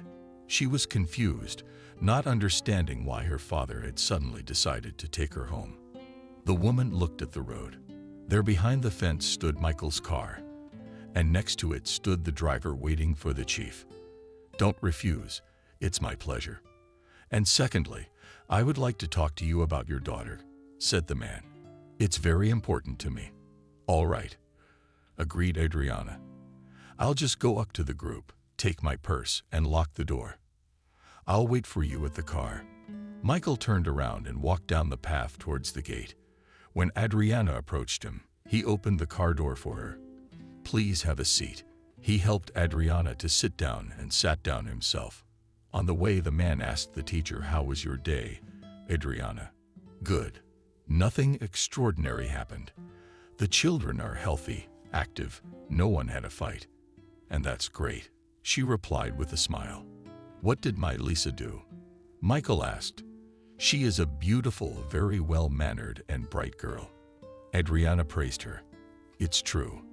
I had no problems with her in previous years. I think you were worried about getting out." "It's not in my rules at all," replied Adriana. "I always try to tell parents everything as it is about their children. Although many do not always like to know about their child the opinion of the teacher, but I am interested." With enthusiasm responded the interlocutor of the teacher. "Your daughter is a non-conflict and inquisitive child, but in my opinion, she lacks female affection, communication." "Adriana, I apologize for interrupting you." The man looked her in the eye. "Let's take a walk. It's only a couple of blocks from your house, and the weather today is so conducive to walking." Adriana was surprised at the suggestion, but she agreed to walk. She got out of the car and walked slowly down the sidewalk. "Let me start by saying that Lisa is not my daughter, Adriana Michael." "Whose is it then?" "My own little sister. When Lisa was just a couple months old, her sister disappeared, and then she was found murdered." "What a horrible outburst." Adriana's hands. "Yes, it was a tragedy," replied Michael. But Adriana opened her mouth, but the man beat her to it. "Do you mean to ask why she calls me Daddy?" he asked. "Actually, she does. On her sister's grave. I gave my word that I would raise Ribbon as my own daughter. I've never been married, never had children of my own. At least I don't know anything about them. I just took care of the girl. Then one day she said her first word, and it was Daddy. That's when I decided to let them think I was her father. That's an amazing story, Adriana said quietly, looking at the ribbon. You'd never think she was troubled or lacking affection, warmth, love. You make a wonderful father. Do you think they've reached Adriana's driveway yet? And the man stopped. He looked at her with his velvet brown eyes, and it seemed to her that he and Michael had been friends for a long time. Their conversation during the short walk had been very confidential. Adriana, said the man, I like talking to you so much.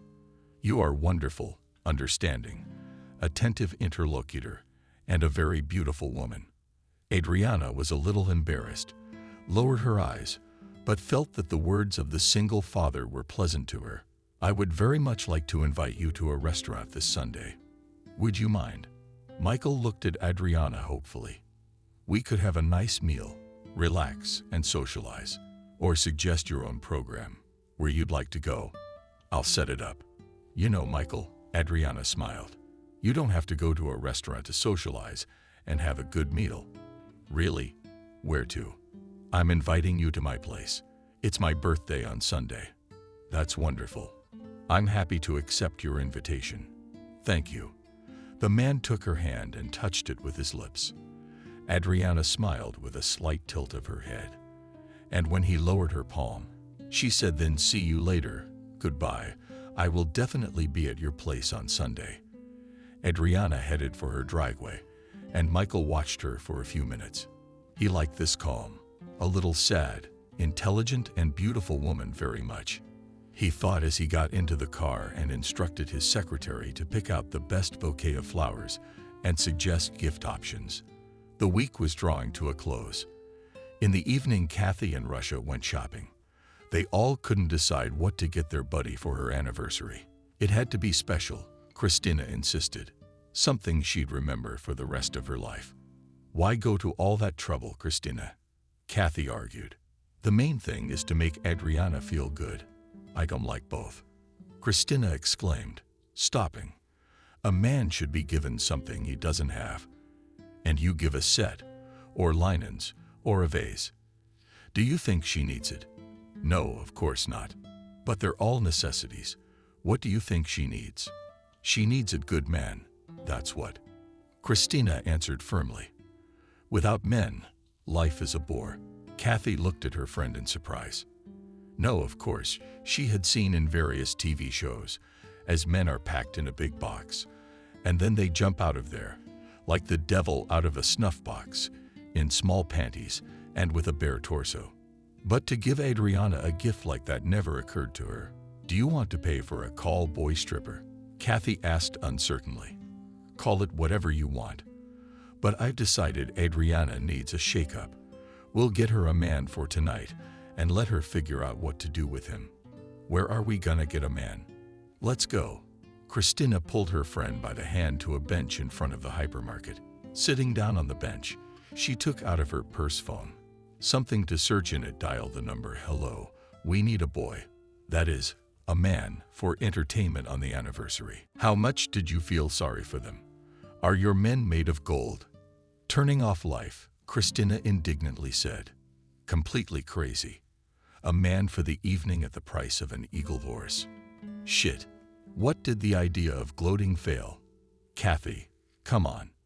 There's a great department of good, quality linens here. The woman nodded in the direction of the hypermarket, but Christina was not the kind of person who would give up at the first difficulties. Pensive, she was silent, looking in front of her. Suddenly, her gaze fell on a beggar who was sitting right on the ground next to the shopping center. Do you have an idea?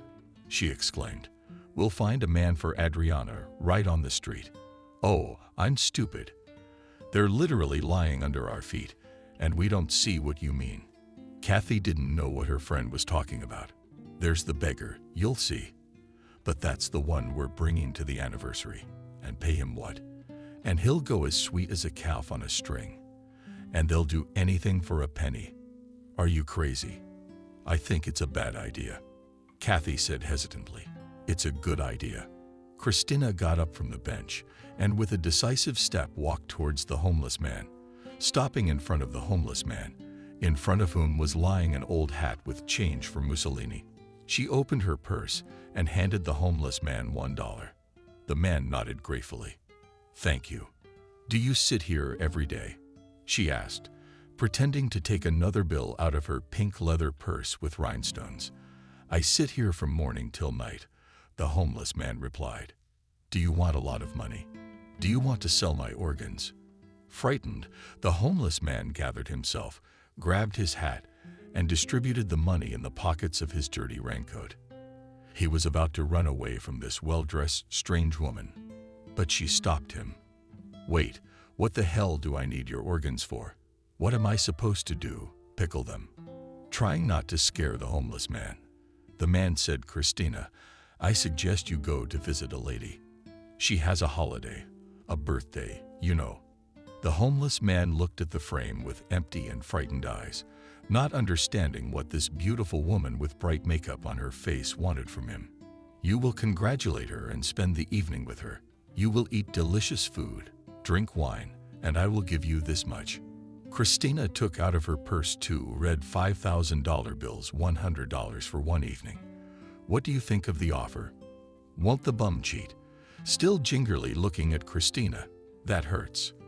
I should hurt you. You're already hurt by life. On the contrary, you will help me and I will help you." The homeless man nodded his head. "That's good. That's the deal." Christina rejoiced. "In short, tomorrow sit here. With that woman will come to you, and then you'll get your money. She won't let you down, see?" Straight in the head. The man sat down on the paving stone again and spread his hat in front of him.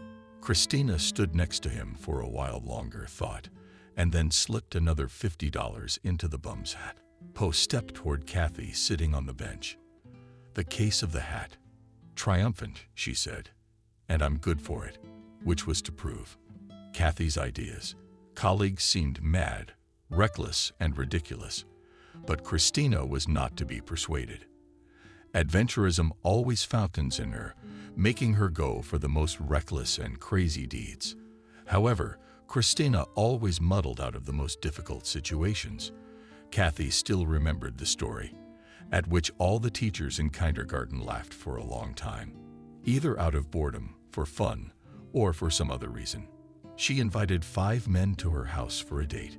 She locked the door and threw the key out the window. When she later told how they were trying to win her attention till morning, everyone was dying with laughter.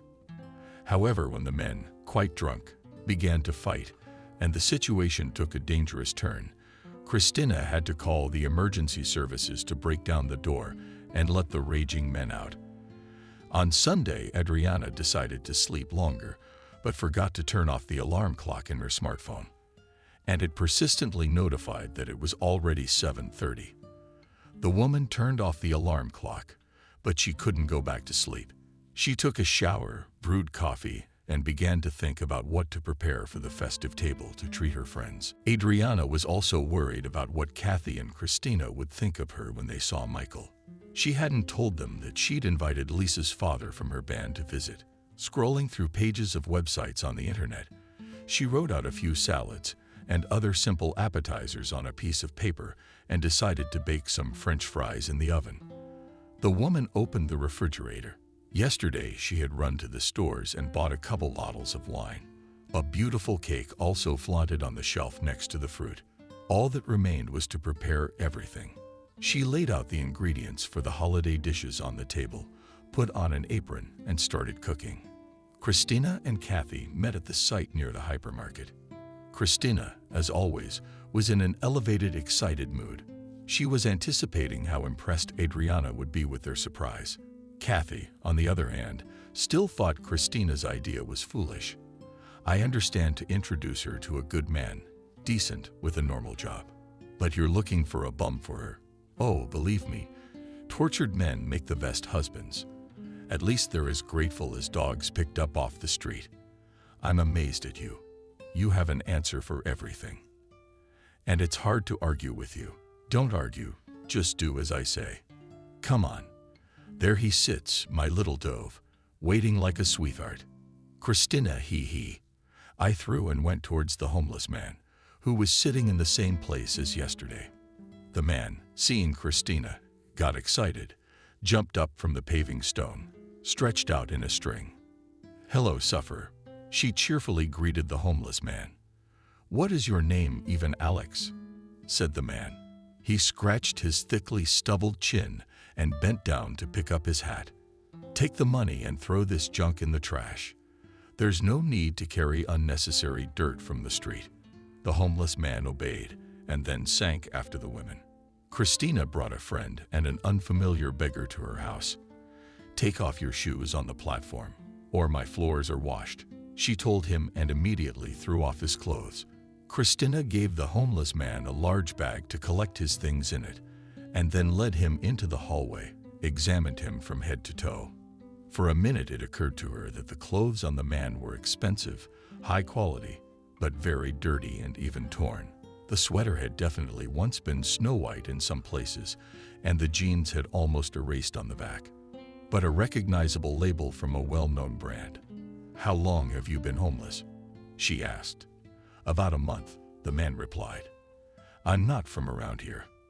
I came to spare me the details of your nomadic life." Christina interrupted the homeless man. "Anyway, here's the bathroom. There's towels, razor, soap, shampoo, everything you could possibly need. Go wash up and get cleaned up." "Got it, Alex. By the way, is that a name you have or a nickname?" The man answered nothing, walked through the bathroom door, and locked himself from the inside. "Why did you lock yourself in?" shouted, laughing, Christina. "Do you think we'll be watching you?" "Yeah. We haven't seen your reasons." "Oh yeah." Kathy poked her buddy in the side. "Why are you doing this to him? He may be homeless, but he's a human being." But Christina paid no attention to her words and went into the room. She opened the closet and thought of something to wrap a present for Adriana. "But what, Kathy? We'll wrap our present in a pretty wrapper." Christina was having a lot of fun. It was a thrilling adventure for her. The woman stood on a stool and pulled a large box from the mezzanine. "These are my late dad's things," she said, nodding at the neatly folded shirts, pants, and jacket. "The box even held my dad's underwear. I don't know why I haven't thrown it all away. I can't bring myself to do it." The voice of Alex, the homeless guy, came from the bathroom. "That robe is hanging. You can put it on." "Go ahead," shouted Christina. After a few seconds in the corridor appeared a homeless man dressed in Christina, satin pink robe, barely covering his buttocks and not at all on his chest. Christina held back, unable to contain her emotions. Kathy smiled, pronouncing Glamornenka. Alex was embarrassed. He was thrashing around in the doorway of the large living room, examining himself in the mirror. The women noted that after the passage the man looked quite decent. He looked to be no more than 40 years old, although at first Kathy thought about 50 from the smoothly shaven man. The man's coiffed, blonde hair smelled of shampoo. "So come here," Christina called out to him in a commanding tone. The woman began pulling clothes out of the box. Socks, underwear, pants, shirt, and tie flew onto the couch. "Let's get to the examples," she said, pulling out her father's family underpants in front of the homeless man. The man blanched. He was clearly uncomfortable. "Could you turn around while I get dressed?" he asked, looking at his employers with an embarrassed look. "Look, Kathy, barren, embarrassed," clutched Christina again. Then added, "Okay, relax. We're in the kitchen if you need anything." The women left the room, leaving Alex alone with a mountain of clothes left by his late dad. When the man entered the kitchen, they darted their eyes around in amazement.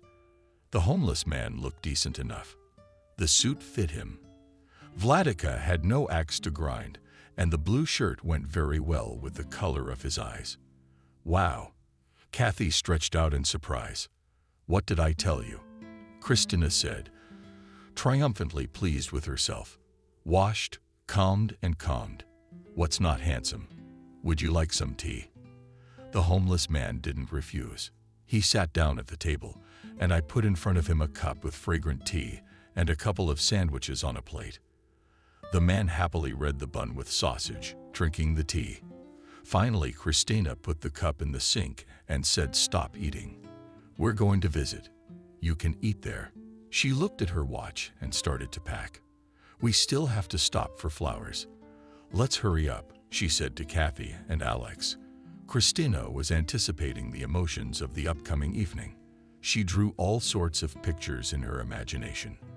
But most of all, she couldn't wait to see Adriana's face when she found out that they had brought her a real street beggar as a gift.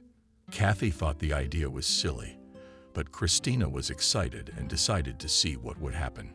Standing on the doorstep of Adriana's apartment, they shoved a bouquet of roses into the homeless man's hands.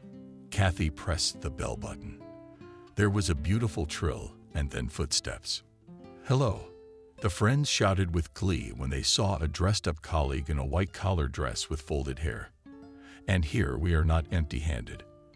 The guests made their way into the hallway. Christina poked Alex painfully in the side, who, confused, hesitantly moved from foot to foot.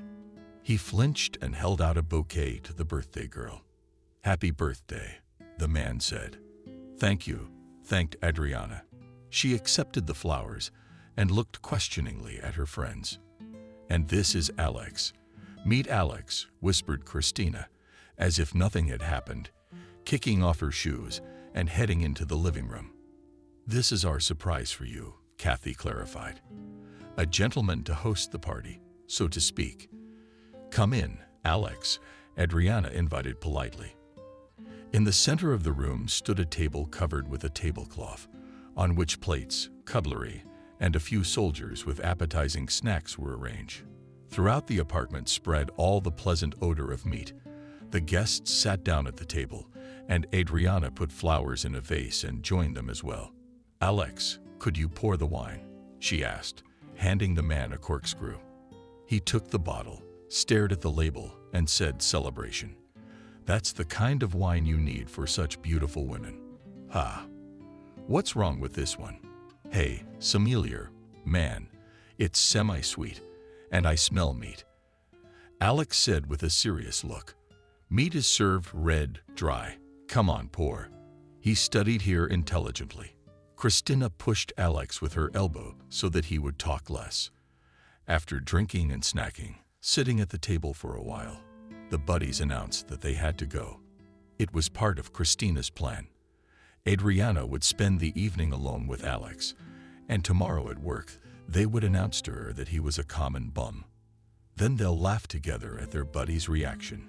She might be offended, but it was meant to be a joke. Christina was sure no one had ever gotten such an original gift. "Alex, will you help us get dressed?" she asked the man. He came out from behind the table and handed her a cloak. She slipped 2 $5,000 bills into his pants pocket, as promised. "Behave yourself, street child." With those words addressed to the bum, she left Adriana's apartment and dragged Kathy behind her. The door slammed shut. Alex stood there and didn't move. "Well, why don't you come in, since my friends ran away so quickly? Let's celebrate together," Adriana suggested. She was a little upset that Michael didn't come.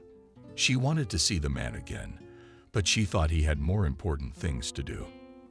Alex poured wine into glasses again, and Adriana brought French meat from the kitchen. "What is it?" the man asked. "French meat. Why the name?" "I don't know." The birthday girl shrugged her shoulders.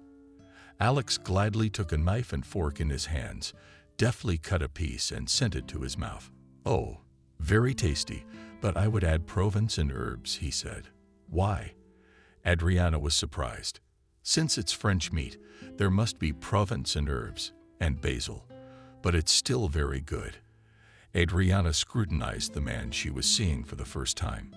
He had a strange accent and way of speaking. "Alex, you're not from here?" she finally asked. "A little out of town," the man answered. "What do you mean?" Adriana didn't understand of it.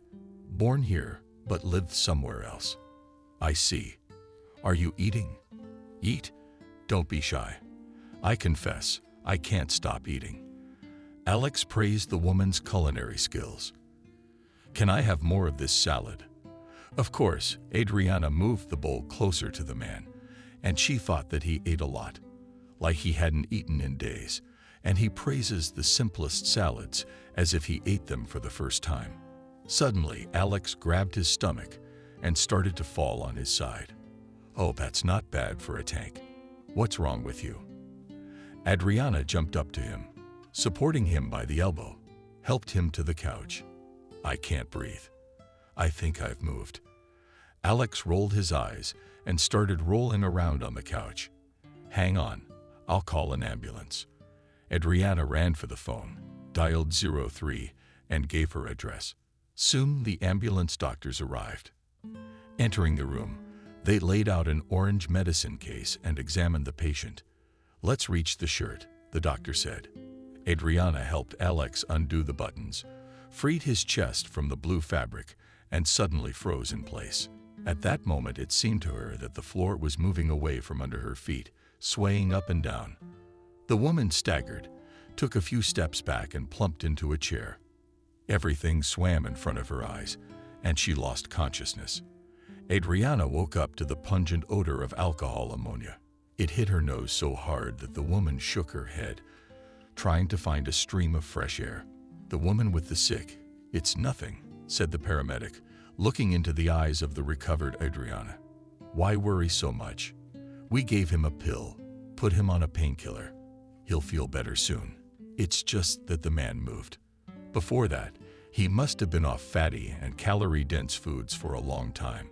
Adriana glanced back and forth at the doctors, then at Alex, who was lying on her couch. The shirt on his chest had been reached. The woman escorted the doctors out and slowly, as if she were haunted before her, approached her guest. The man's eyes were closed. She bent over him and carefully, so as not to disturb him, began to stretch the top buttons of his shirt. Alex jerked, grabbed her arm. "What do you want? Why are you separating me?" Frightenedly, he shrieked, "Don't be afraid, please." Adriana tried to calm him down. "Show me what you have on your neck." Not understanding anything, Alex put his hand under his collar and pulled out a wooden pendant in the form of a horseshoe on an old shoelace. Tears appeared in Adriana's eyes. They dripped slowly onto the man's shirt. Ethan, is that you?" The woman whispered. She stared at her brother lying in front of her. I wanted to hug him and hold him close, but at that moment, the doorbell rang. Adriana shuddered, got up, and went to open the door. At the door stood smiling Michael, holding a bouquet and a small box decorated with a bow. "Hello, Adriana. Here I am, as promised, to congratulate you with us." With a confident step, he entered the hallway, handed the flowers and the gift to the hostess. "Where do you want to go?" he asked, inviting the hair. The confused Adriana nodded her head. Michael made his way into the living room and saw a man lying on the couch with his shirt unbuttoned on his chest. He looked at Adriana in surprise. "I guess this is a bad time. You could have just not opened the door." "Adriana." The man looked hurt, but Adriana had already come to her senses and took his hand. "On the contrary, is this a good time, Michael?" She spoke quickly. "Remember, you trusted me when you told me that Lisa was not your daughter. Now I want to tell you my story. You're the only one who can listen to me without emotion. Please, sit down." Michael reluctantly lowered himself onto the table next to the table set with festive dishes. Confused, sometimes confused, Adriana told him that the man had been brought to her apartment by a friend. She'd never seen him before, but on his chest hung a pendant that was supposed to be worn by her missing for years, a younger brother. She pulled out the exact same piece from Cervantes and held it out to Michael. He looked at it, then at the one on Alex's chest. "Where did you get it?" he asked the stranger. "My foster parents gave it to me. I was wearing it when I was brought to the orphanage in this town. Apparently, it's all that's left of my real parents." "Alex, look, I have the exact same one." Adriana handed him her jewelry, these two pendants. "My dad made them and gave them to my mom when he confessed his love to her. The day Mom disappeared, she put the pendants on my brother and me, and told us never to take them off. And then I went to an orphanage and lost my brother. I was only 5 years old at the time. If you have this pendant, you're my brother. My Ethan, Mamma Mia. Alex exclaimed and started shouting something in Italian.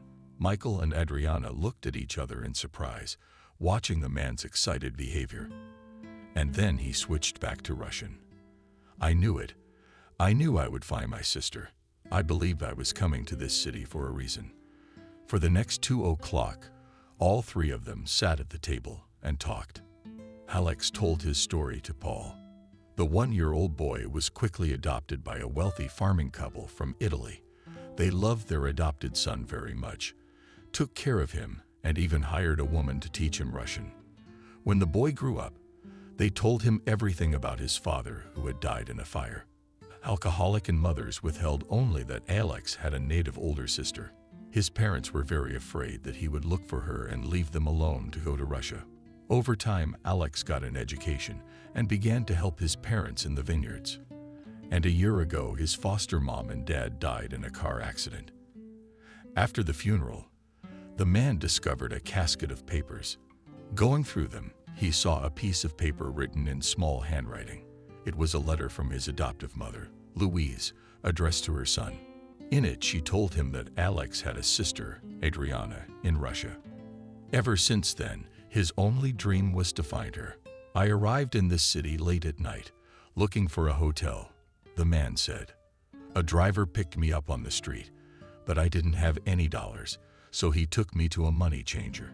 Before I could even get there, I got a blow on the head and blacked out.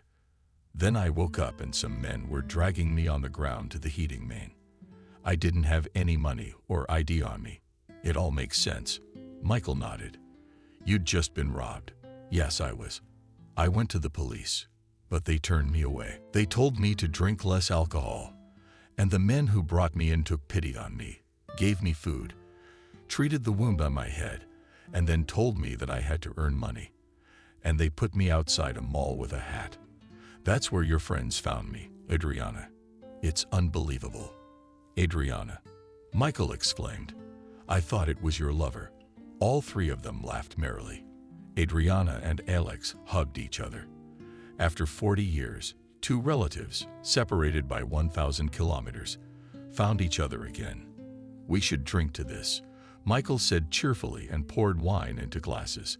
This is the best present for my birthday, smiled Adriana, holding her brother's hand.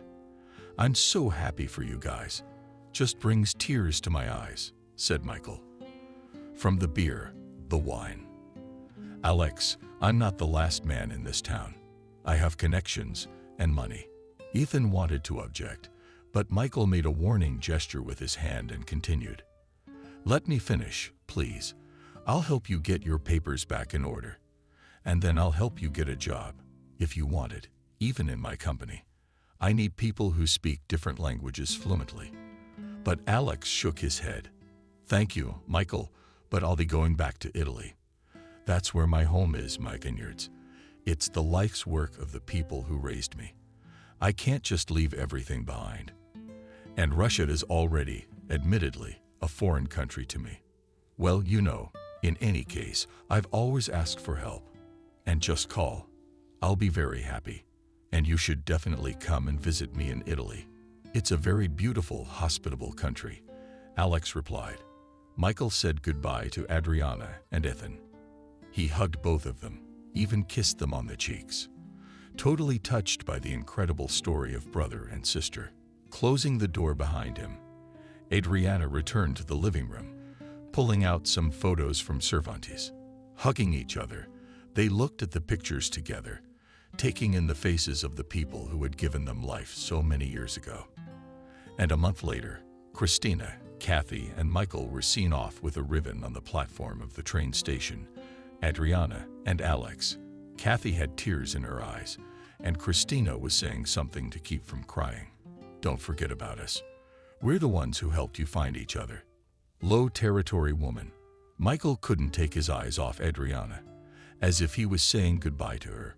She had become a close friend lately, and he liked her a lot. Taking her hand, he said softly, I will always look forward to seeing you." The loudspeaker announced the arrival of the train. Adriana and Alex took their suitcases and hurried to their carriage. Looking at the happy brother and sister getting on the train, they saw them off and waved their hands. "Dad, do you think we will see them again?" Lisa asked her father. "We will see them again," he replied, hugging his daughter. He had already planned to take advantage of Alex's invitation and go to Italy with the ribbon during the winter vacation.